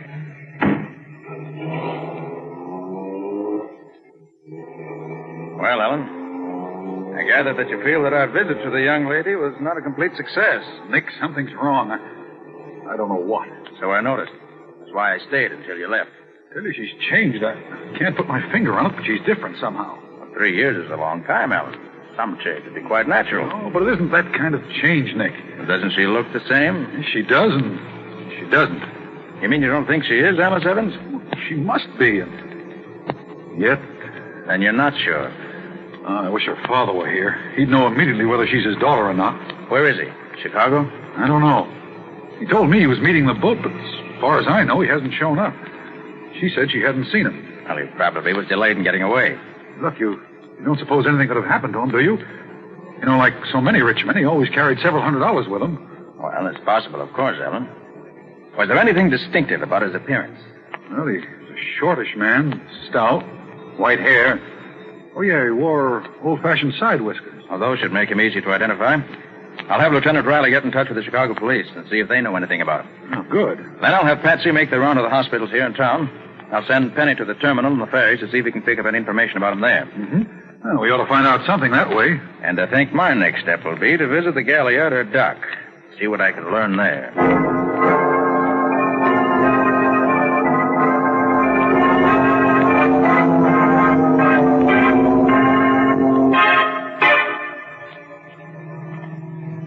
The main reason I'm taking you to see Miss Evans, Purser, is that I want you to tell me whether or not she's the girl who made the trip up from South America with you. I understand, sir. Now, you, the purser of the Gallia, probably had as good a chance to see her as anyone. Oh, why, yes, sir, but none of us saw her very much.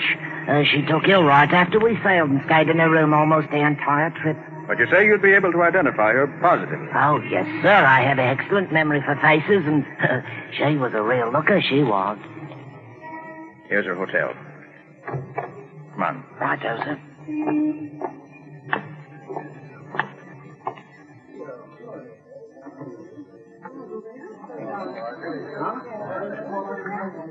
Here, we can take this elevator. 3, please.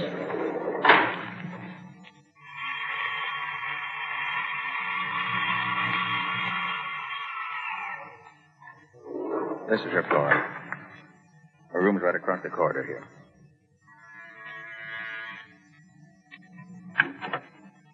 Oh, come in, Mr. Carter. Thank you, Miss Evans. You, of course, know this gentleman, Miss Evans?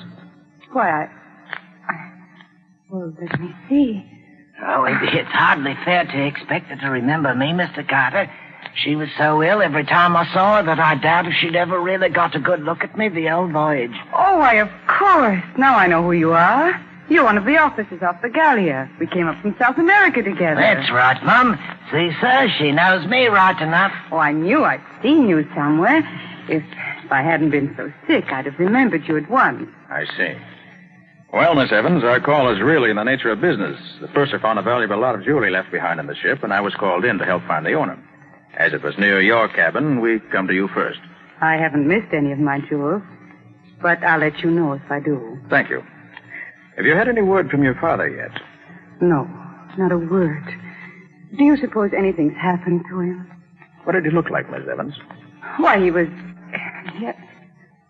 I'll show you his picture. You can tell better by that. Here you are, Mr. Carter. That's my father. Are you a detective? Yes, Miss Evans. I am. Then you must find him for me. I don't care what it costs. Very well, I'll see what I can do. Shall we go, Purser? Oh, yes, sir. Good day, miss, and good luck to you. Goodbye, and thank you. I'll let you know as soon as I learn anything, Miss Evans. Good day. Well, Purser, was that the Miss Evans who made the trip with you on the Gallia? Oh, positively, sir. I'd know her anywhere. You're sure? Ah, there's no question whatever, sir. I'd swear to it on a stack of Bibles afoot, I would.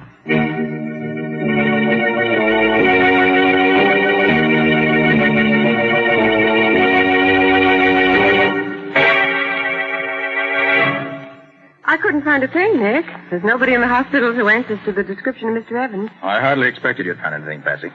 But we had to be sure. Well, did the Chicago police know anything about him? Riley said they had no report of anything having happened to him there. Mm-hmm. What did Penny find? Well, Penny hasn't come in yet. Oh, hey, Nick, I couldn't find any traces of the old boy at the terminal, but I did find something at the ferry. What'd you find? Oh, that'll keep, Nick. Right now, I got a taxi waiting outside, and the driver of the taxi's the fellow who took Alice Evans from the boat to the hotel last night, and he knows something. How'd you find him? Oh, the stewardess on the Gallia pointed him out to me. I'm afraid if I try to bring him in here, I'll scare him. I already asked him a lot of questions. I'll go outside and talk to him myself.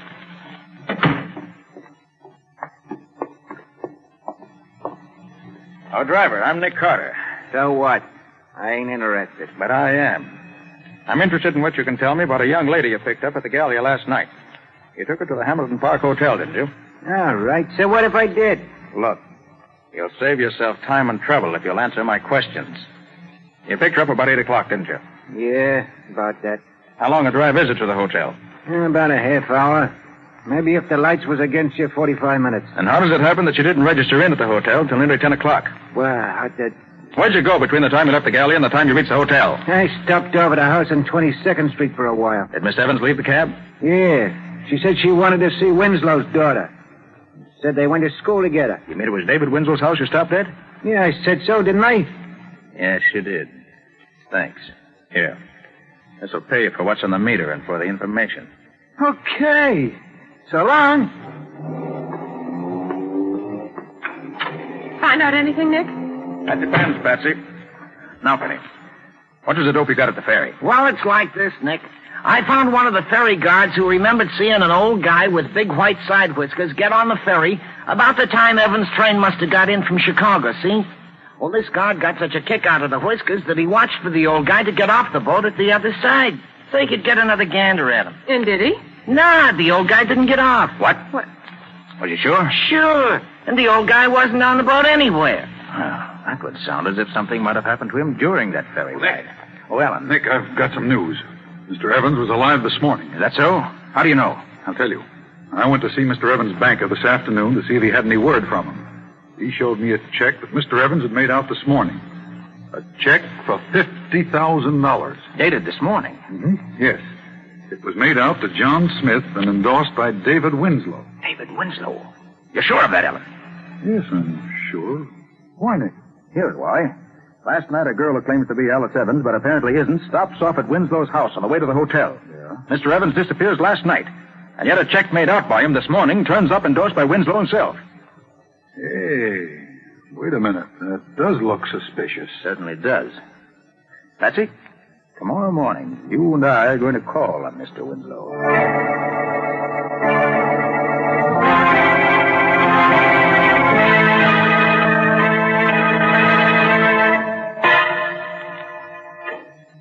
Very good of you to see me, Mr. Winslow. I'm Nick Carter, the detective. Yes, I've heard of you, Mr. Carter. Miss Bowen, my assistant. How do you do, Good Mr. morning, Bowen? Mr. Winslow. What can I do for you, Mr. Carter?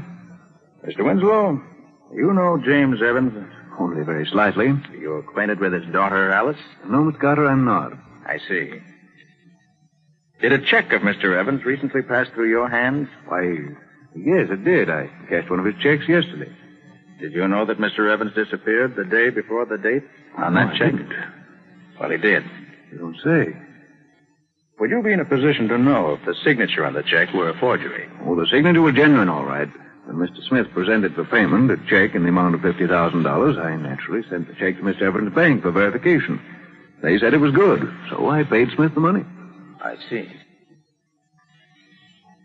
You said a few moments ago that you didn't know Alice Evans. Yes, I did. But didn't she call here night before last? Why, yes, she did. She called to see my daughter. They're classmates at school. My daughter was not at home, so she talked to my wife for a while and left. Thank you for your trouble, Mr. Winslow. Not at all. Come on, Patsy. Time we're running along. Okay, Nick. Good morning, Mr. Winslow. Good morning. Good day, Mr. Winslow. Good day to you, sir. Patsy, I'd be tempted to believe what he said, even if I didn't know that he has an excellent reputation in banking circles here in town. Well, what he told us certainly sounded straightforward enough to Hold lay... it, Patsy. See that man going in the house next door? Yes. What about it, Nick? I saw that man at court a few weeks ago, charged with murderous assault. What? And now we found him going into the house next door to Winslow's. Patsy, I want you to get back to the office immediately. Tell Penny to see what he can find out about that house. The address is 832 West 22nd Street. Yes, Nick. I want to know more about that place.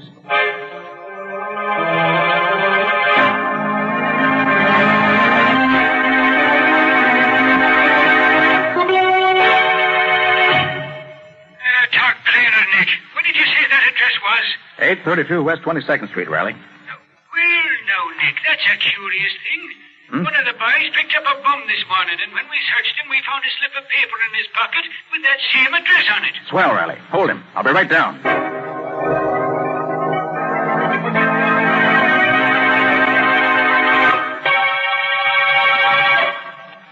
I don't know, I tell you. How many times I got to keep on saying that? You don't know who pushed the man off the ferry, who kidnapped his daughter, where she is now, or anything about it? No, I tell you, no. Who's the girl who's staying at the Hamilton Park Hotel under the name of Evans? Where's the Hamilton Park Hotel? All right, Baker, all right. Guess I must have you all wrong. I'll say you have. You live at 832 West 22nd Street? Well, I don't exactly... No. Who does live there? Oh, how should I know? Where does David Winslow live? Right next... Who's David Winslow? Riley, Yeah, Nick? I'm through with Baker. Not the fellow I thought he was. All right, Baker. The guard's waiting for you just outside the door. He'll take you back to your cell. Okay. I hope you're getting what you're looking for, Carter. Well, Nick, what did you find? Riley, Baker thought he told me nothing. But his answers weren't as clever as he thought they were. Yeah? Actually, he told me that Evans was thrown off the ferry into the river and that he was picked up in a rowboat that was waiting for him. Well, I also discovered that he knows David Winslow and that he knows what goes on at 832 West 22nd Street. Hey. All of which, while not conclusive evidence, tells me I'm on the right track. Nice going, Nick. Well, what's next? Riley, I want you to release this man Baker at once. What? Release him, Nick. But why? I want to be sure the rest of the gang knows I'm on their trail. The first thing Baker will do when he gets out of here will be to tell them. They'll undoubtedly make some move to try and stop me. And that may bring them out in the open.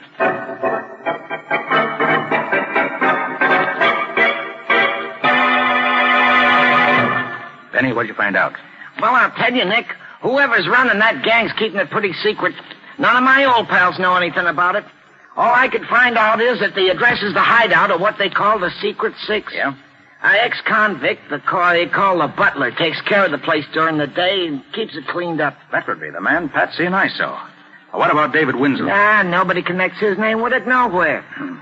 He must be extremely clever, or I'm extremely much of a dope. Ah, you're no dope, Nick. No. Hey, where's Patsy? She asked me to bring her back some peanuts. Oh, she went to see that girl who was posing as Alice Evans at her hotel. Hey, wait. I didn't realize it was so late. She should have been back by now. Found this note at her desk when I came in about lunchtime. Yeah. Again, Nick. Girl who calls herself Alice Evans just called to say she had information on her father's disappearance. When I told her you weren't here, she asked me to go over and she'd give it to me and I could get it to you. We'll take a run over to the hotel and see what she wants. See you at the office when I get back, Patsy. And that was almost 5 hours ago.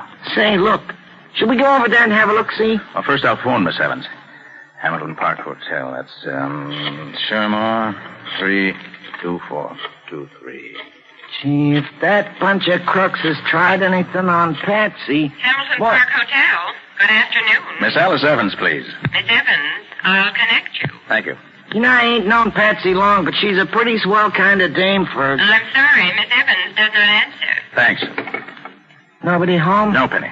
And I don't like it. I think I better get going and... Wait a minute. Nicholas Carter's office. Nick Carter? Yeah? Who's this? If you want to see your girlfriend Patsy again, Carter, keep out of the Evans case. What do you mean? If you make another move to try and find out what happened to old man Evans or his daughter, you can kiss your girlfriend goodbye. It'll be curtains for her.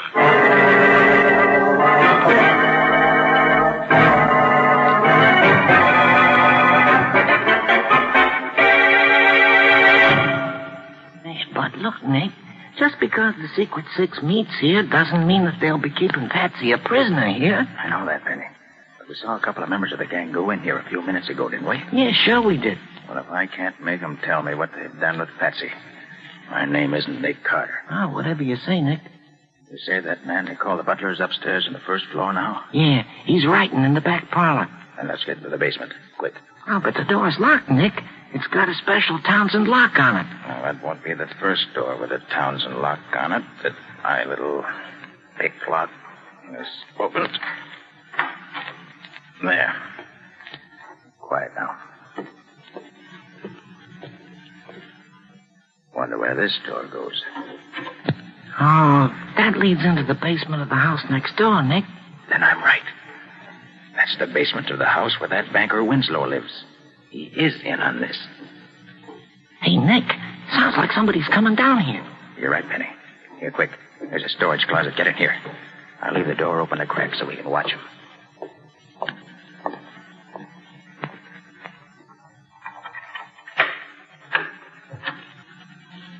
It's that butler, Penny. You're not going to gag me again, are you? That must be old man Evans. What's that stuff you have there? Oh, if you call that food, you can take it away. Penny, if one of us stands on each side of that door, we can grab the butler when he comes out. But don't let him call out. Those other guys might hear him. No, whatever you say, Nick. Like this? Go on. That's Get the out idea. of here. Go on, get out. Here he comes. Now. Hey, Good. All right. Drag him into Evans' room. Here, quick. Now, shut the door. Okay. What's this? What are you doing? You're Mr. Evans, aren't you? Oh, yes, I Well, I'm am. the detective, Nick Carter. Well, oh, thank heavens. You know where the other two men are that we saw come in here a little while ago? They're probably in the room where the gang meets at the end of this hallway, sir. Butler! That's Winslow. Quick, Mr. Evans. Yes? What does this butler's voice sound like? Why, very much like yours, except that he had a kind of dialect, no particular country, just foreign. Butler, how does the butler address Winslow? Just Senor Winslow, I think, see. sir. Yes, Senor Winslow. You called me? I've called you several times. Where have you been? I've been trying to find something in the back of the storage closet. You wish something, Senor? Yes. When the boys come in for the meeting tonight, tell them not to leave until I get here, no matter what time it is. You understand? But of course. They must not leave until you come. I will tell them. All right, and don't forget. Wait, that was amazing, Mr. Carter. It was almost a perfect imitation. All right, Penny. You better get this butler chap tied up and gagged before he comes to. Well, whatever you say, Nick. Mr. Evans. Yes? You know why you were kidnapped and brought here? Why, yes, Mr. Carter. They want my fortune. I know they've kidnapped my daughter and substituted in her place a girl who looks enough like her to be her double. They plan to have her get possession of everything she can, sir. Then they forced you to write that check for $50,000, didn't they? Yes. But, Mr. Carter, do you know where my daughter is? I'm sorry, Mr. Evans, I don't. But I expect to know very soon. Oh. Come on, Penny. Let's get down the hall and let those thugs tell us where Patsy is. Whatever you say, Nick. What do I do then? Yeah, all right. Hold it, Benny. I'll turn the knob on the door very gently. Then when I give the word, we'll rush them, just in case there may be more than two in there. Whatever you say, Nick. Easy now. Yeah, all right. Right. Get your hands up, all of you. What is it? Nice shooting, Nick. He should have known better than to pull a gun on you. All right, you get up. It's only your wrist that's hurt. Come on, get up. Now drop your guns on the floor. Come on, let's have 'em. Now then. What have you crooks done with my assistant, Patsy? You heard what I said? What have you done with her? We don't know nothing about her. No? Well, maybe you don't know it, mister, but when I get mad, I can be dirty and mean, and somebody gets hurt. Now, where is she? I tell you, we don't know anything. Butler! It's Winslow again. Penny, keep your gun on these two. If they open their mouths, let them have it, and shoot to kill. Butler, why don't you answer me? Pardon, Senor. We are having our conference. We did not expect you until later. You are coming in here?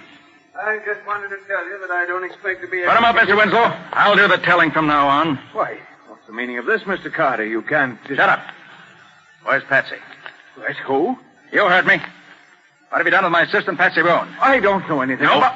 where is she? No, don't. Where is she? Don't. You'll break my arm. Stop. For the last time, where is she? Oh, stop it. Stop it, I'll tell you. Oh, my arm. Well? Oh, she's upstairs. Second floor, back bedroom. Door locked, I suppose. Oh, I'll get her, Nick. I took the butler's keys away from him. Good boy, Penny. Make it snappy. I'll watch these two for a nickel thugs. Yeah, whatever you say, Nick. All right, Winslow. Get over against the wall with the rest of you cheap bums. And if you've hurt one single hair on Patsy's head, you'll be lucky if you live long enough for me to turn you over to the police. She's all right.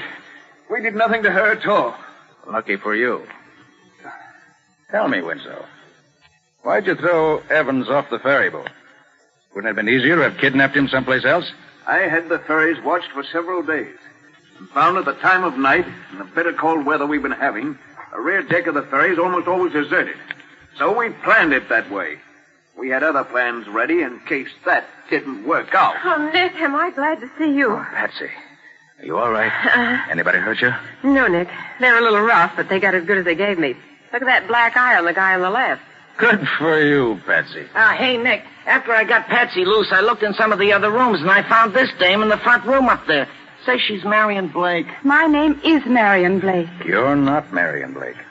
You're Alice Evans. No, I'm not Alice Evans. I'm Marion Blake. Aren't you saying that you're Marion Blake because you're afraid the gang will hurt your father if you admit you are really Alice Evans? What? Well, you're quite safe now, Miss Evans. Oh, Mr. Evans. Yes? Will you come in here, please? Yes, Mr. Carter. My father here. And free. Yes, Miss Evans. Here he is. Oh, Alice, my dear. Oh, I've been Penny, so worried about you better go get Riley. You'll find him waiting just around the corner. He can take over now. Tell me where you were. Mr. Carter, I can never thank you enough for what you've done. We owe you our lives, Alice and I. You don't owe me anything, Mr. Evans. Getting rats like these out of circulation gives me more satisfaction than anything else ever could.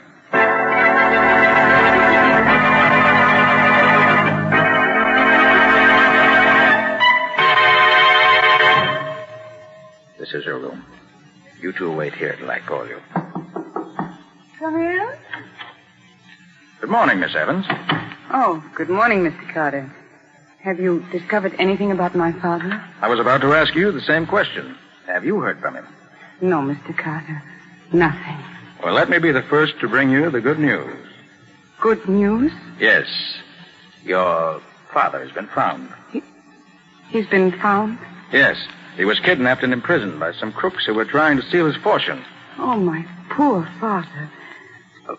Where was he found? In a basement room where the gang was keeping him prisoner. Has he told you what happened to him? Oh, yes.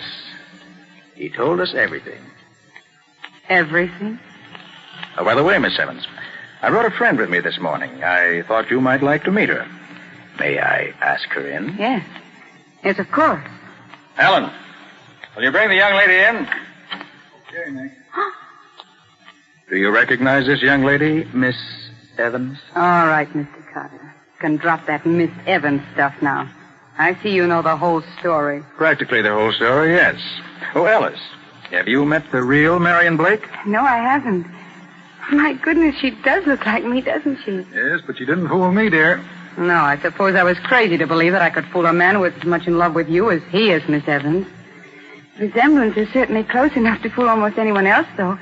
Why, she even sounds like me. Miss Blake, whose idea was it to substitute you for Alice Evans? My husband. He was the head of a Chicago gang. Saw a picture in the paper, and the idea came to him.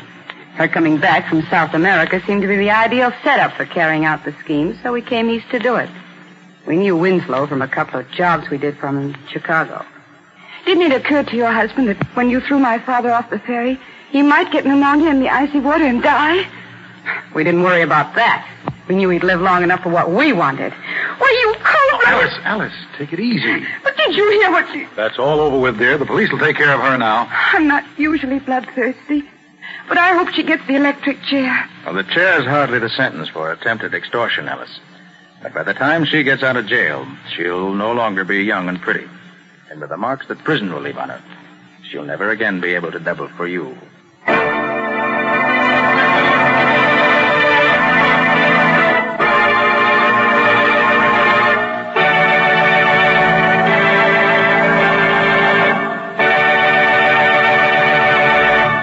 This was another strange experience of Nick Carter, Master Detective, called The Substitute Bride, or Nick Carter and the Mystery of the Night Ferry.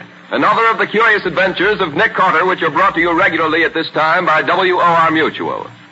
And now, Nick, what strange adventure are you and Patsy going to tell us about next week? Next week, I want to tell you about a case that never seemed to be twice the same. What do you mean by that, Nick? Well, what Nick means is this. The case started out as a suicide, turned into a murder, and then disappeared entirely. And I disappeared with it. Well, all this sounds very screwy to me. Are you sure you're talking about next week's story? Nothing else but. But I'm afraid that if you want any more details, you'll have to listen to the story itself. And if you're wise, you won't miss it. It's one of our best. That it is.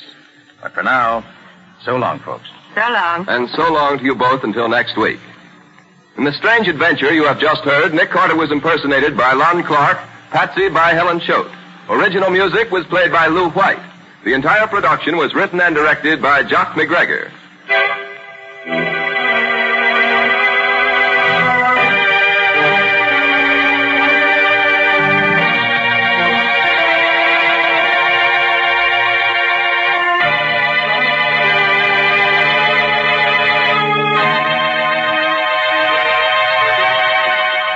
Next week, at the same time, listen to another curious experience of Nick Carter entitled The Disappearing Corpse. Or Nick Carter and the Mystery of the Apartment House Murder.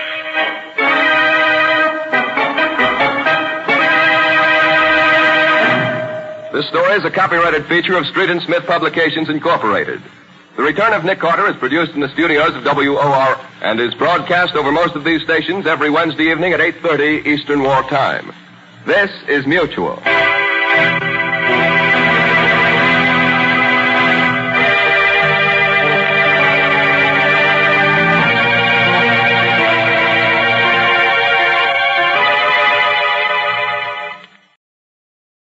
Welcome back. Well, another good case for Nick Carter. And we turn now to listener comments. Joel says, I was thinking just as the Body on the Slab ended that this program was more like pulp fiction book than most radio dramas. Then you come in and make the same observation.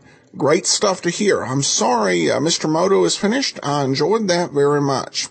Well, thanks so much, Joel. Well, Mr. Moto, of course, there are episodes that were not played just because they weren't in existence at the time of the program, so there's always the hope it comes back. But I'm glad folks enjoyed it. It was one of those ones there. Coming in, I was a little nervous, but I'm glad it worked. But definitely, Nick Carter has a very strong pulp fiction feel to it, and we see that in really most of these episodes. And I don't think that's a bad thing. It really gives it something that's unique, where it's pulp fiction, but it's not quite to the extreme of, say, The Shadow. So, which nothing wrong with The Shadow, but it, basically puts it in another genre. But this is a series I think is a lot of fun. Let's see, other listener comments and feedback. Had one listener say that he really did not enjoy my voice and offered to find out how much it would require to buy me off from actually doing the podcast, how much he would have to donate.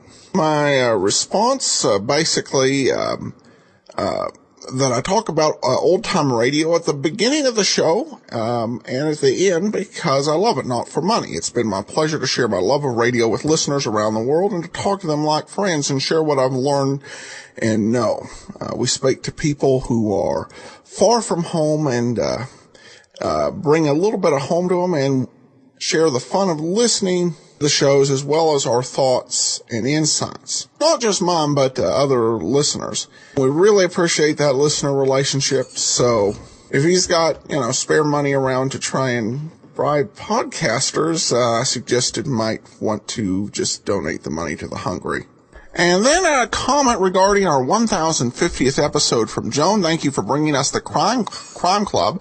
I really enjoyed the Crime Club episodes as I've listened to them for a few years now. It'd be nice if you'd add this to your list of shows, but I expect your list is getting pretty long as it is.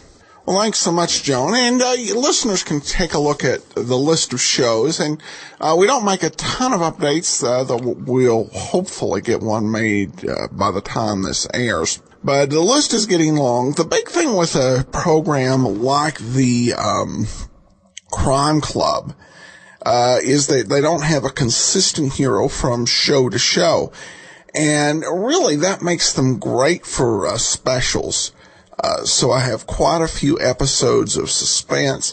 The Crime Club is the only series where I'm looking at all of the episodes to eventually play one of these days, because I like to have a special every 50 episodes or so.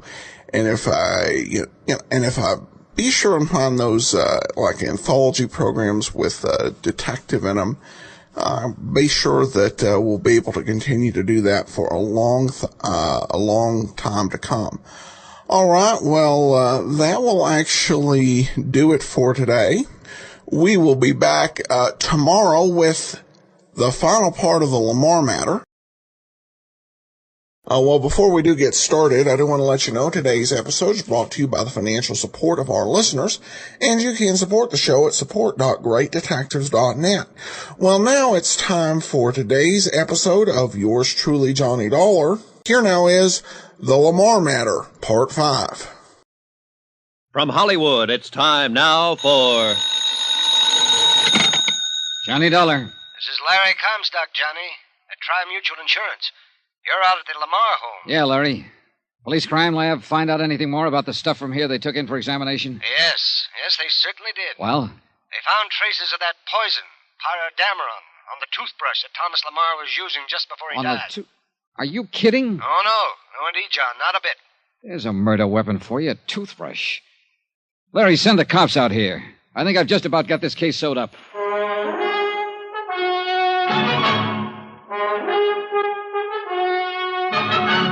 Tonight and every weekday night, Bob Bailey in the transcribed adventures of the man with the action-packed expense account, America's fabulous freelance insurance investigator. Yours truly, Johnny Dollar.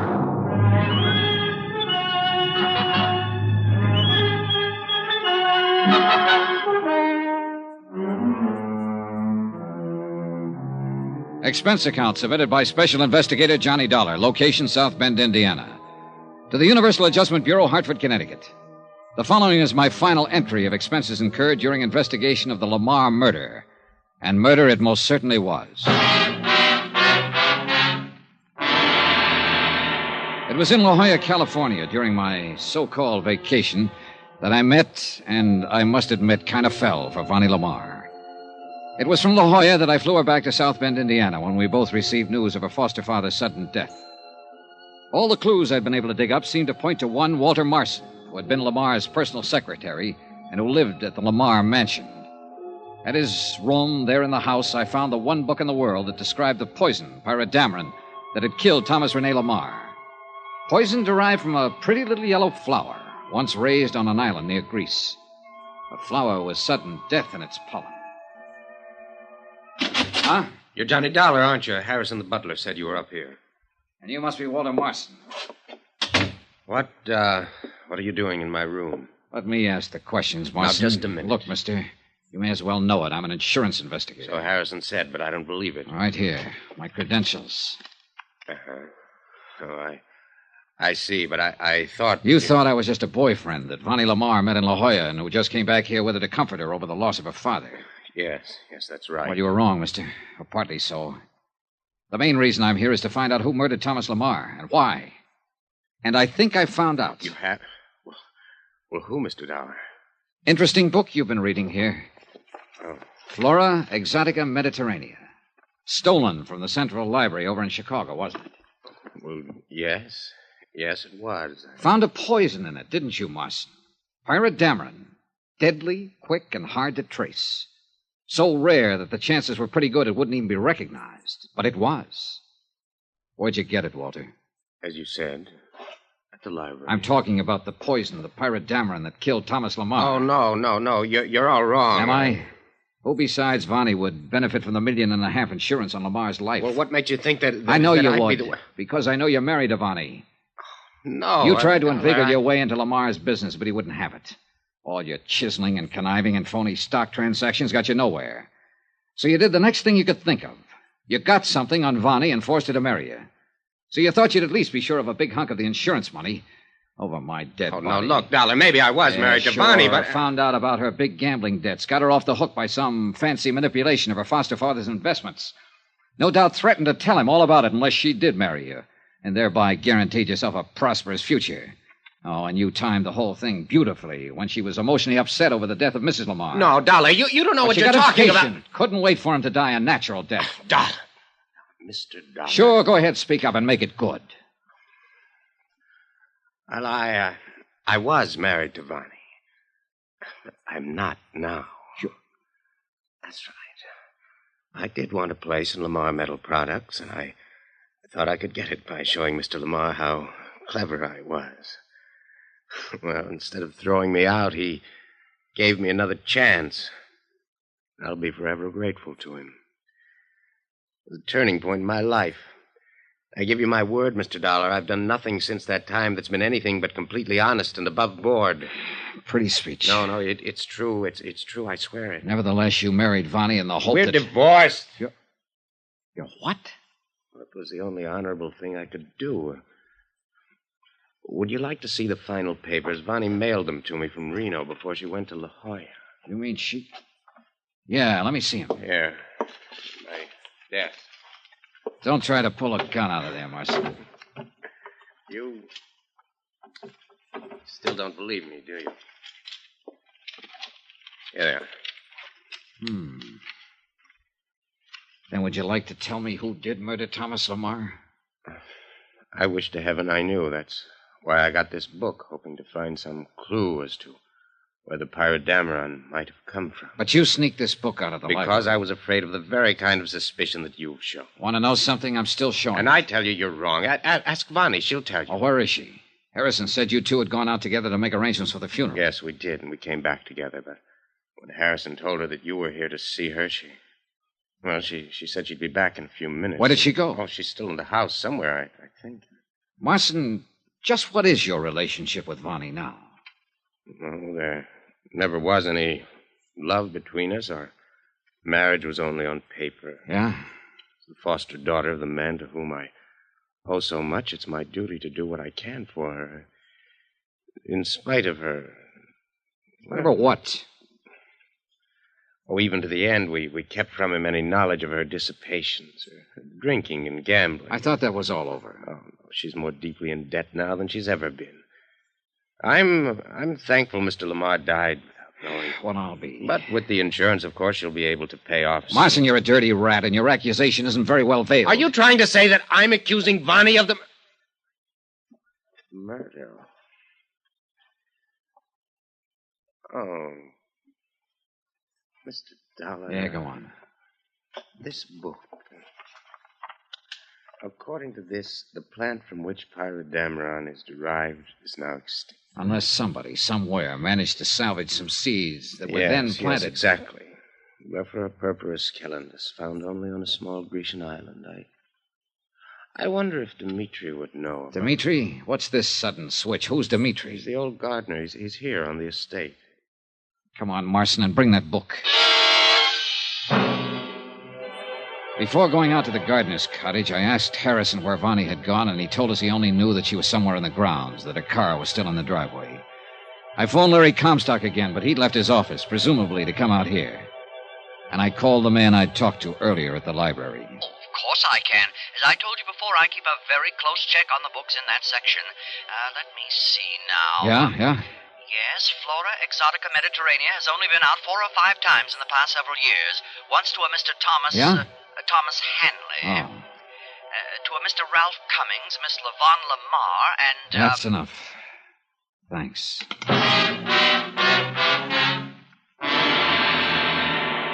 I tried not to show Marson how I felt as we walked out to the cottage of Dmitri, the old gardener. Could be nothing too nice for Mr. Lamar. So I always try keep things nice. Yeah, I can see. Dmitri, Mr. Dollar's here to investigate the circumstances of Mr. Lamar's death. Investigate? Oh, yes. I hope you find who do this terrible thing to such a fine... Well, I want you to look at this book. Here. Did you ever see a flower like that? Oh, yes. Yes? Where? In old country. In Greece it used to be, but no more. You never saw it in this country?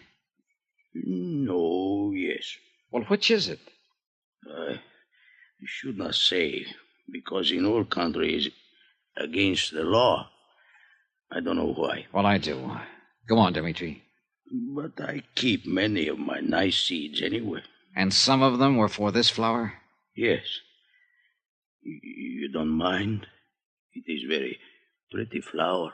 Did you ever plant any of them? Oh, no, not I. Somebody else? She was always so nice to me. Vonnie? Miss Lamar? Look, sir. She even sent me gift on her trip last week. Dmitri. Look. You call it toilet case. See? It have soap and toothbrush and comb. Dollar, look, that toothbrush. I am looking. The yellow stain on the bristle's the same color as the flower on this deadly plant. So pretty. She sent her father one of these too. Oh, Dollar, I'm sick. You sick, poor so man? So crude, so corny, and so obvious it would never be noticed. And she was safely a couple of thousand miles away beyond any possible suspicion when the... Dmitri, yes. Did she plant any of these seeds you gave her? She often plant many kinds. Where? Show us. In the morning, maybe. It's getting pretty dark now. Come on, Marson. Yeah. You must not tell her I show you. She always keep her little garden secret. She not even think I know. She very sweet girl. Yeah, very. But now... Oh, wait. Huh? She there now, cultivating. Cultivating? With a shovel? Dmitri, go back to your cottage and stay there. Oh, you want... Come on, Marson. She's digging. And I think I know why. She's Jesus. Go back. Go away, both of you. Stay here. I want to talk to you, Vonnie. What are you doing? What I'm doing is... I'm burying the little garden that was mine for Daddy. Little personal things, Johnny, that I grew with my own hands for him alone. Now that he's gone, this would be only one more bit of memory. Please, leave me, Johnny, to finish. Wait, Vonnie. What? Before you turn under that little yellow flower. Here, I'll show you. No, Johnny, don't touch it. Here. Source of a poison called pyrodamarin. How did you know? Here, look. Oh, no, you don't. I'll kill you, too. I'll kill you. Oh, nobody, no. Oh, Walter. Walter, help me. Help you, help you. Johnny was in love with me, but I turned him down, and he came out here. No good, Bonnie. I hate you. I hate you both. Everything would have been all right if you hadn't come along. I hate you. Listen, Johnny. $1 million. $1.5 million. You and I could... You dirty... No, Johnny, please don't. Please.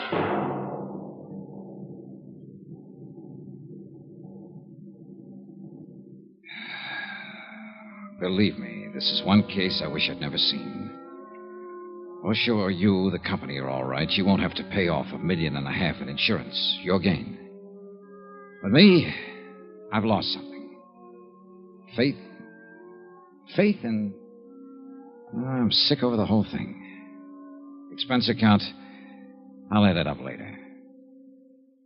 Right now, I'm going out and get roaring... Get some flowers. Some clean flowers.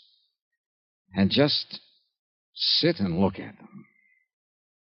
Yours truly, Johnny Dollar.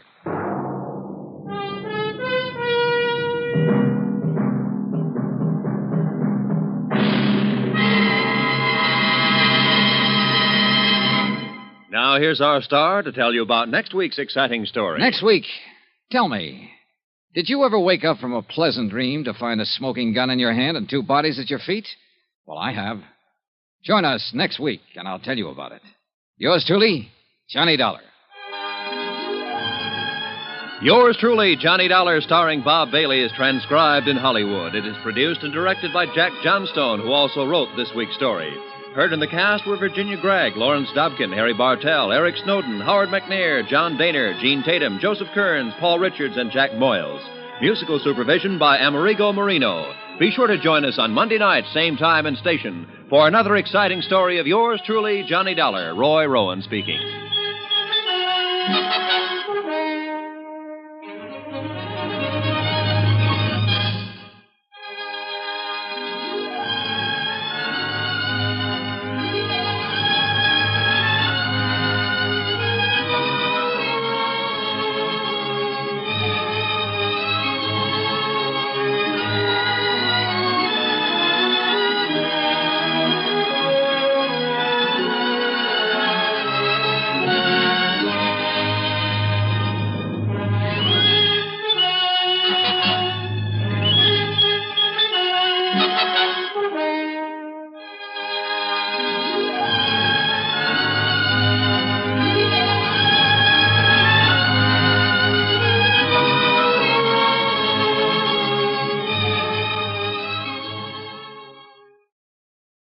Welcome back. Well, some mixed thoughts on this serial.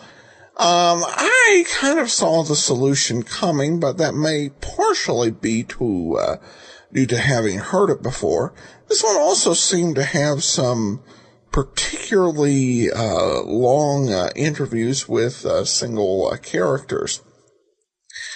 I think that the big upside of this series is the end for Johnny. I don't think that Bonnie Lamar was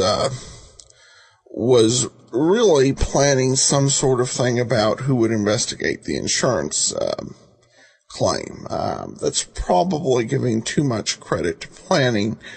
For the normal person to plan out a murder and then to know who exactly is going to investigate it seems hard to hard to swallow. So I think her interest in him, whatever it was not tied at all to the murder case. And of course, this is the second straight week that he's had something like this happen. Though he wasn't romantically involved with the secretary, he had kind of taken from the last week's show, he'd kind of taken a protective stance toward her, only to have a sort of betrayal.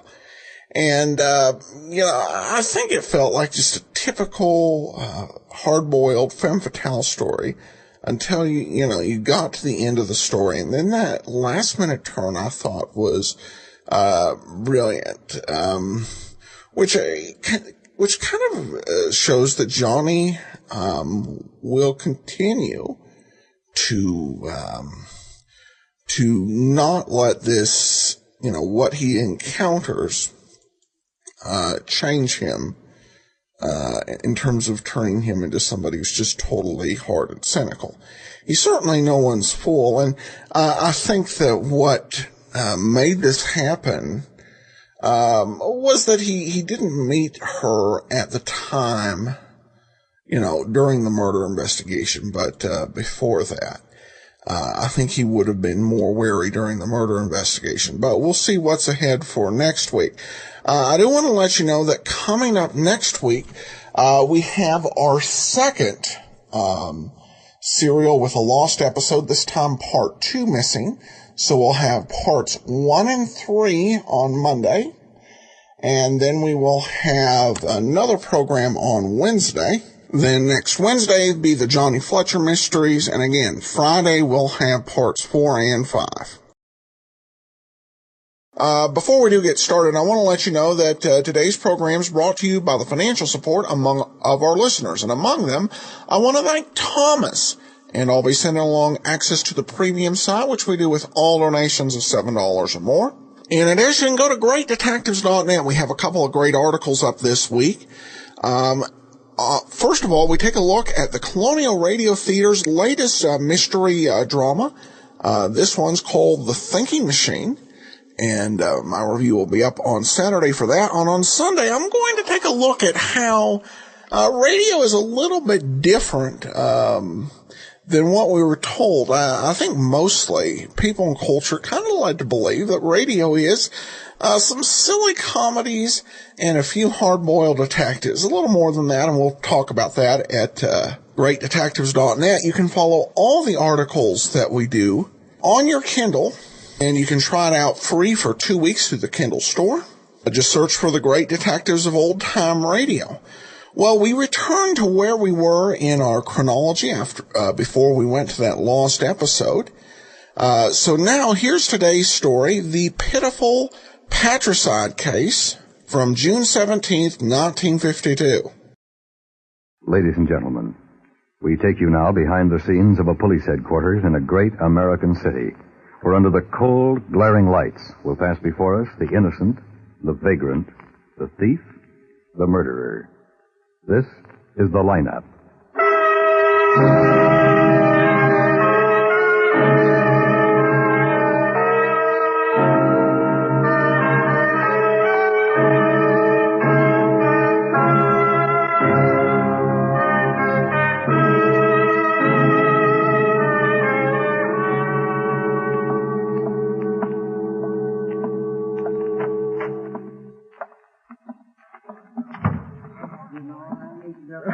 Hi, Ben. Hi, Dave. How's Sandy? Oh, she's fine, thanks. We brought her home this morning. Well, that's good. Yeah, you gotta hand it to her. Doc said there wasn't a peep out of her. Behaved better than most grown-ups.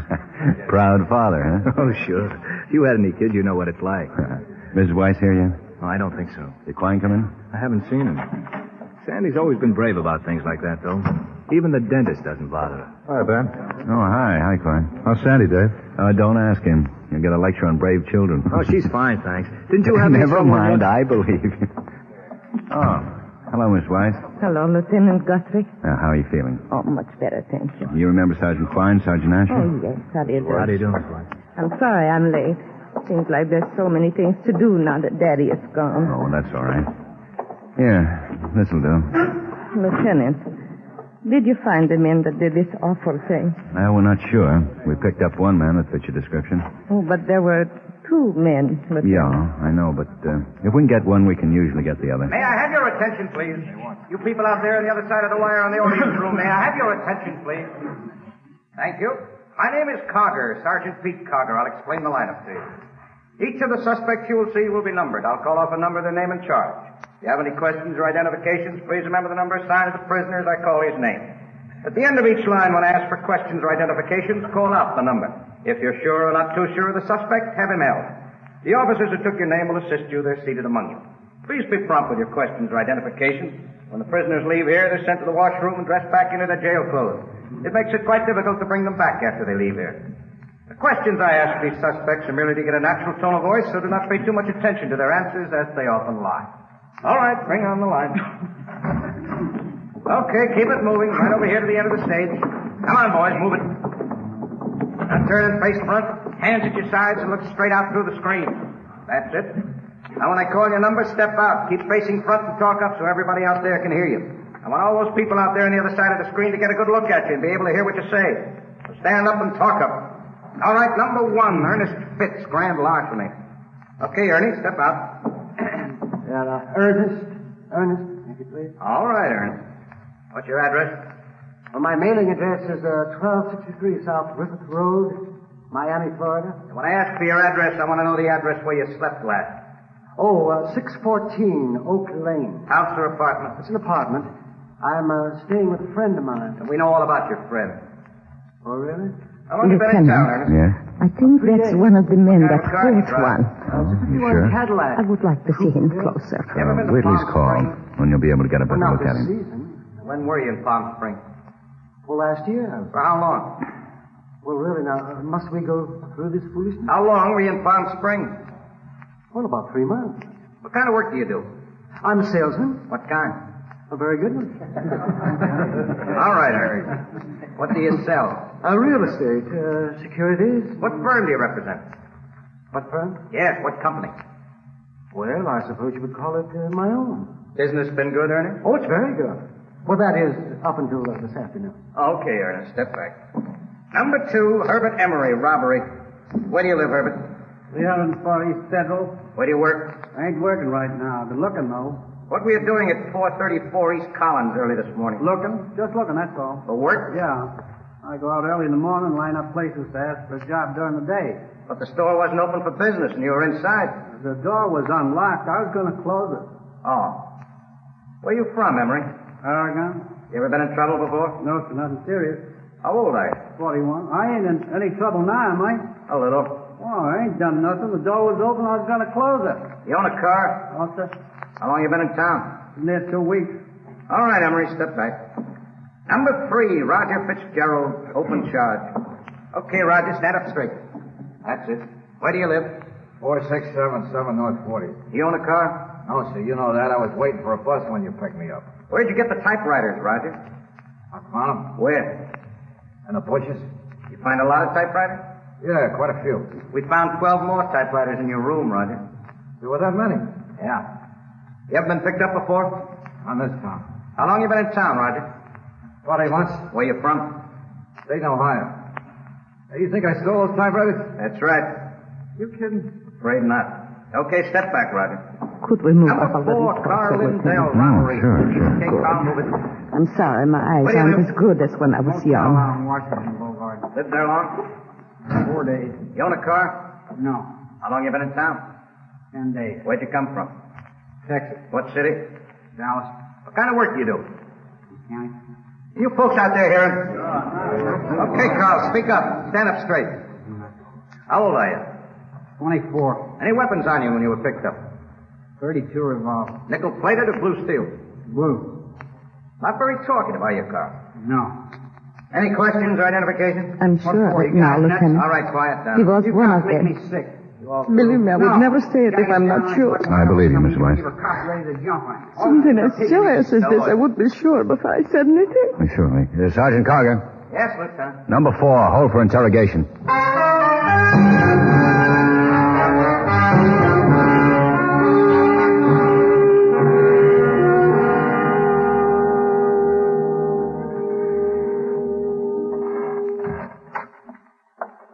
Oh, here's a package on Carl Lindell, Ben. Just came in on a teletype. Thanks. Been a busy boy, hasn't he? They want him back there when we're through with him. Grand theft auto. 3 arrests. First in 1944. Only thing he's been arrested for is theft. Looks like he got in a little over his head this time. Yeah? Asher's got Lindell out here, Ben. I sent him in. Right. Well, let's see what he has to say. Over here. Okay, what's the beef? Don't you know? Now I'm supposed to be a mind reader. Okay, have it your way. We'll bring you up to date. Night before last, a liquor store at the corner of Beverly and 6th was held up. The owner, Mr. Weiss, was shot and killed in the struggle with the thieves. So what? Mrs. Weiss identified you in the line as one of the men. So I tell you don't know anything about it. No matter what town you're in, the cops don't change. Witnesses have been known to make mistakes. This one's positive. Okay, so she's positive. I'm positive I didn't have anything to do with it. Where were you night before last? I went to a show. Anybody with you? No, I went by myself. Can you prove you were at the show? No, I told you nobody was with me. Well, what picture did you see? I don't know the name of it. It was a musical. What theater? What difference does it make? Your folks down in Dallas, Carl? No, I don't know where they are. They wouldn't care anyhow. You know you're wanted in Texas? So what? Send me back. Grand theft's better than a murder rap, Carl. I didn't kill nobody. Who did, your partner? I don't know. I don't know what you're talking about. Who is your partner? I don't have any partner. I've only been in town for 10 days. Made any friends while you've been in town? No. What do you do at night? Stay in my room. What have you been doing in the daytime? Looking for a job. Where? Lots of places. Name one. A garage on 12th Street. What did they say? They didn't need anybody. I'd be working if they did. Want a cigarette? No. You ever been around Beverly and 6th? I don't know. I don't even know where it is. How long you lived in the motel? Ever since I got in town, 10 days.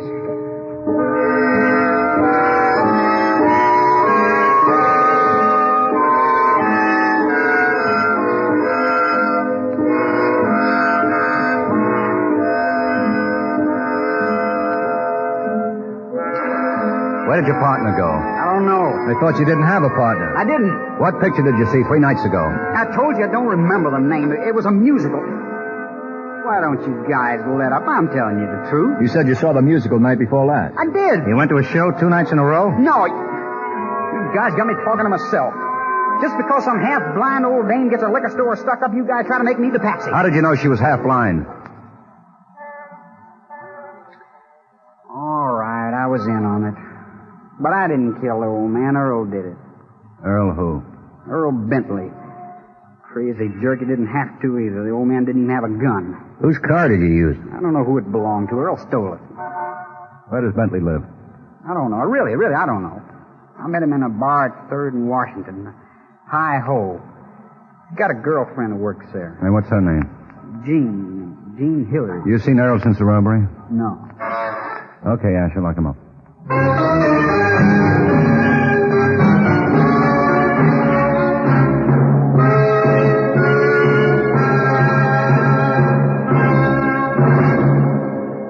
An unborn baby, an aged grandmother, a Cub Scout, a hardened veteran of the Korean War, people of all kinds, your neighbors, are helped when you give to your local community chest.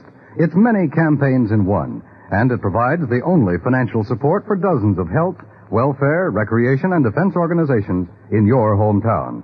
They're all counting on a bigger gift from you this year. Don't let them down.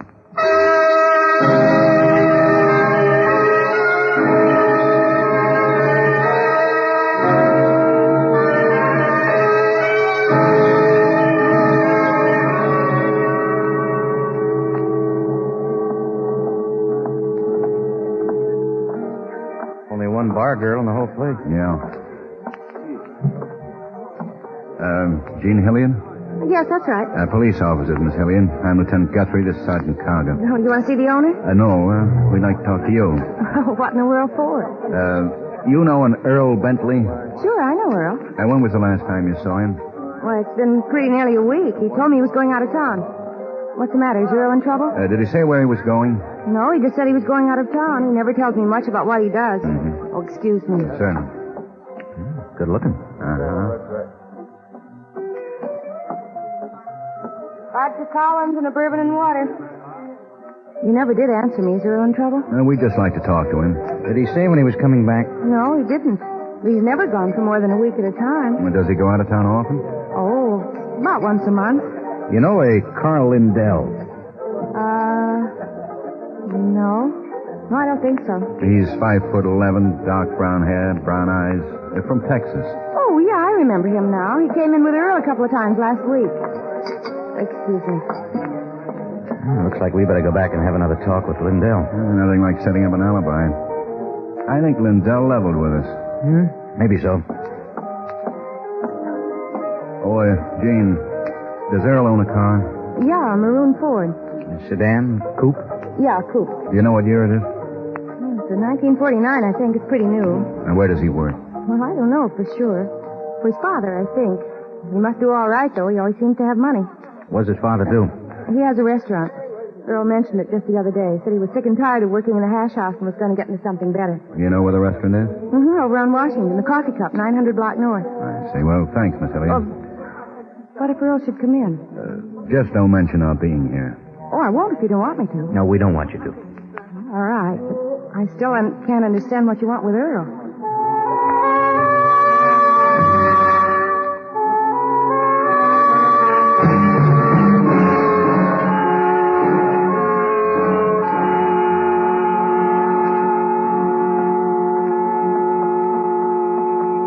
This okay, Ben? Sure. What would be, gentlemen? Coffee for me, please. Same. Right. Clean place, isn't it? Uh-huh. Not much business, though. There you are. 2 coffees. Anything else? Is that pie any good? Yeah, better be. I make it myself. Give me a piece of the berry. Sure. You run this place by yourself? Practically. Wish I could get some good help. Even my own son thinks he's too good to work in a lunch counter. This ain't too much of a place, but it's been good to me. I'm going to retire one of these days, and I always figured that Earl, he's my son, I always figured that he could take over someday. Well, maybe he'll change his mind. Not Earl. You know, I started this place 14 years ago. Got a little home around the corner here on 9th Street, all paid for, and I got a little money in the bank. But that ain't good enough for Earl. He's going to make it fast, he says. Where is he now? Oh, I don't know. Never tells me where he's going. You think he's home? I doubt it. Why'd you ask that? I just wondered. You fellas friends of Earl? Not exactly. But we would like to see him. You fellas are policemen, aren't you? Earl's in some kind of trouble, ain't he? That's right, Mr. Bentley.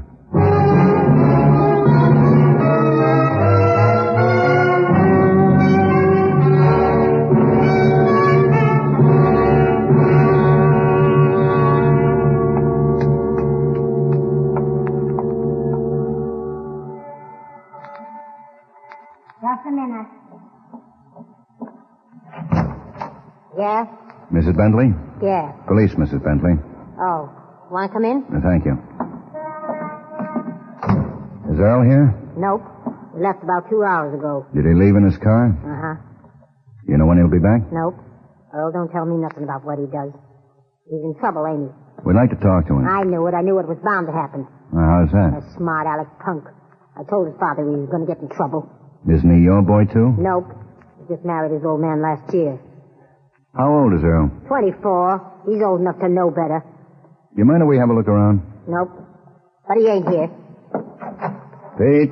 Yeah, Ben. Check the house. All right. Where's his room, Mrs. Bentley? Right down the hall. What'd he do? We think he shot a man. He'd have the guts, all right. Smart aleck jerk. Here. Take a look. Do you have any idea where he might be? Nope. I told you he don't tell me nothing. Nothing here, Ben. Of course he ain't here. I'd have told you if he was. May I use your phone, Mrs. Bentley? Sure, help stuff's in the kitchen.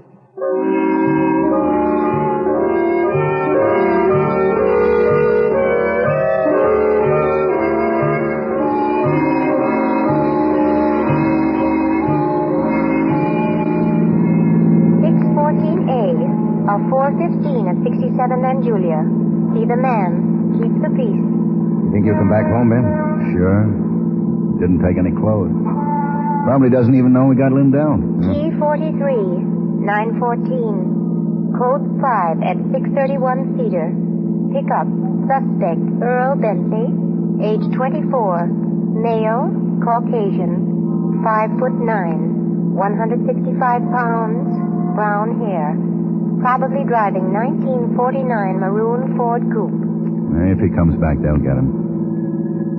You think he'll try anything else? Well, maybe. If he's as cocky as Mrs. Bentley thinks he is, he won't quit now. T23, 390W at 5441 Garden Street. See the man. I asked Asher how his kid was. Yeah, so did I.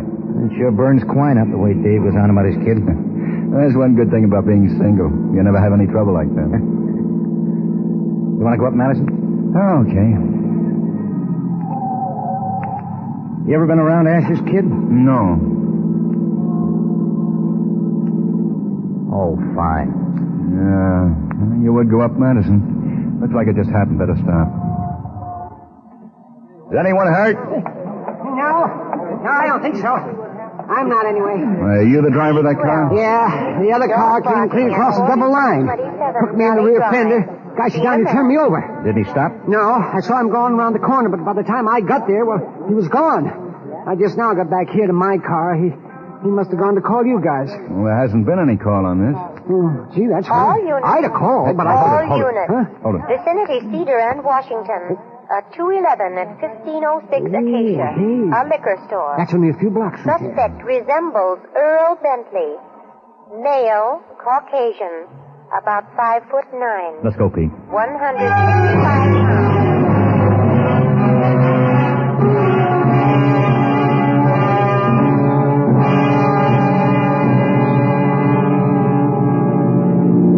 Take this street over, Pete. Cuts into Washington. Right.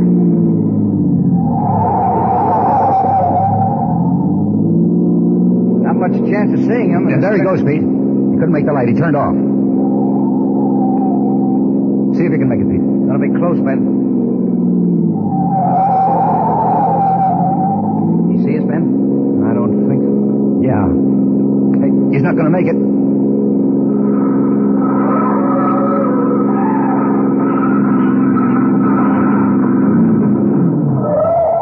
He's making a run for it. Come on, Pete. In that garage. Cover the alley. Right.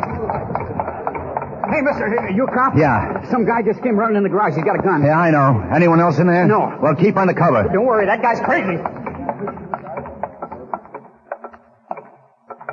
Bentley?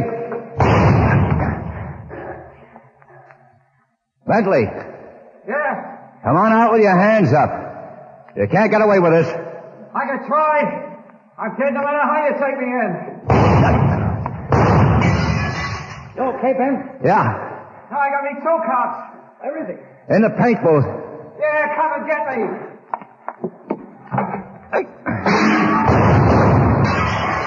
Nervous, Bentley? You're gonna whip the whole police force? I don't have to. There's only two of you. There'll be more. Okay, you win. Throw your gun out. Okay. Come out with your hands over your head. Okay, that's close enough. Face the wall.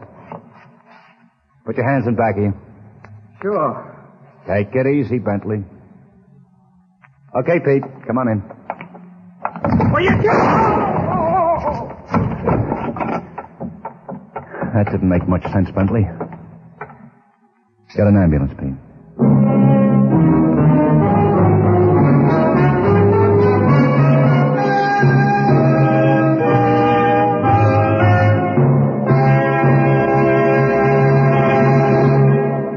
The lineup, where before you pass the innocent, the vagrant, the thief, the murderer. Listen again next week when we again bring you the lineup. May I have your attention, please? You people out there on the other side of the wire in the audience room, may I have your attention, please? Thank you. My name is Cogger, Sergeant Pete Cogger. I'll explain the lineup to you. Each of the suspects you will see will be numbered. I'll call off a number, their name and charge. Do you have any questions for identification?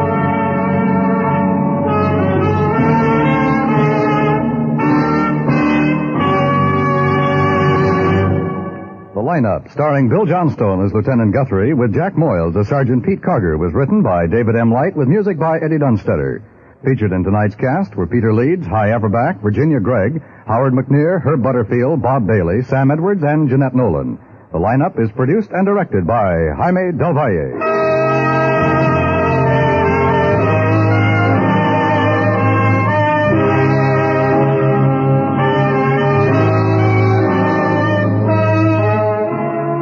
Presidential election night. As the voting returns pour in from coast to coast, CBS Radio will be ready with one of the most comprehensive reporting jobs in election history. Make CBS Radio your election night headquarters for coverage by Alan Jackson, Lowell Thomas, and Edward R. Murrow. And shortly after, for full-time coverage by the entire CBS Radio news staff. And remember, between now and November 4th, make CBS Radio your election campaign headquarters for all developments clearly, impartially reported.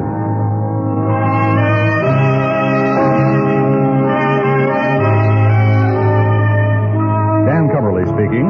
This is the CBS Radio Network.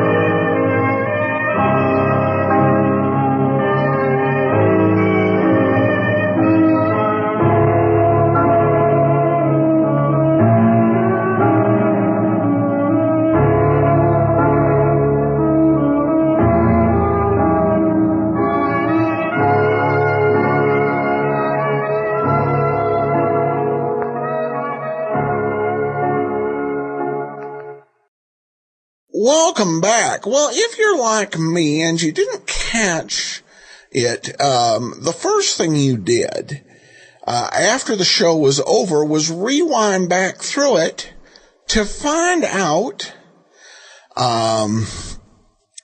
where Bob Bailey appeared. And I'll go ahead and answer, save you a little searching and trouble. He was the second guy in the lineup. Speaking of today's lineup, Carter seemed to be going kind of fast when he was reading the instructions. I mean, I know it's not Shakespeare or anything, but my goodness, he was going quick through that. Also, given that the whole point of the lineup is to get of questioning people in the lineup, is just to get a natural tone of voice, he was kind of going hard after that con man guy, who was, I believe, Howard McNear's character. And of course, then there's the title of this, The Pitiful Patricide Case. Okay, the guy didn't actually kill his father, unless they're trying to suggest that the murderer killed the liquor store owner in a indirect way of killing his father, which kind of seems a little Freudian, but not so straightforward. Or it could be that they were just looking for something with alliteration. All right. Well, now we've got a couple announcements. First of all, I've added a new show to the big list of programs that we're going to do, and the program I've added is The Avenger. I'm probably going to wait till after we finish Nick Carter, because it's one of those shows that is a bit more pulpish, and probably having two of them running at the same time doesn't make sense. It was originally designed as kind of a knockoff of The Shadow, except it really was a detective mystery. I was listening to it back during when we were doing James Monk's in Mr. Moto on the show, so I could have something to go ahead and play as an extra. But I found out that actually will work in the program. So it's been added to the eventual list. Those of you in the app or premium side have gotten an unhosted episode as kind of a little foretaste of what's to come. Kathy comments, I love it when you post these B-movies, and this one's from Puritan Pictures, no less. And that's from Video Theater number 44, I'll Name the Murderer. I'm glad you enjoyed it, Kathy, and I appreciate the feedback. We don't get a whole lot on the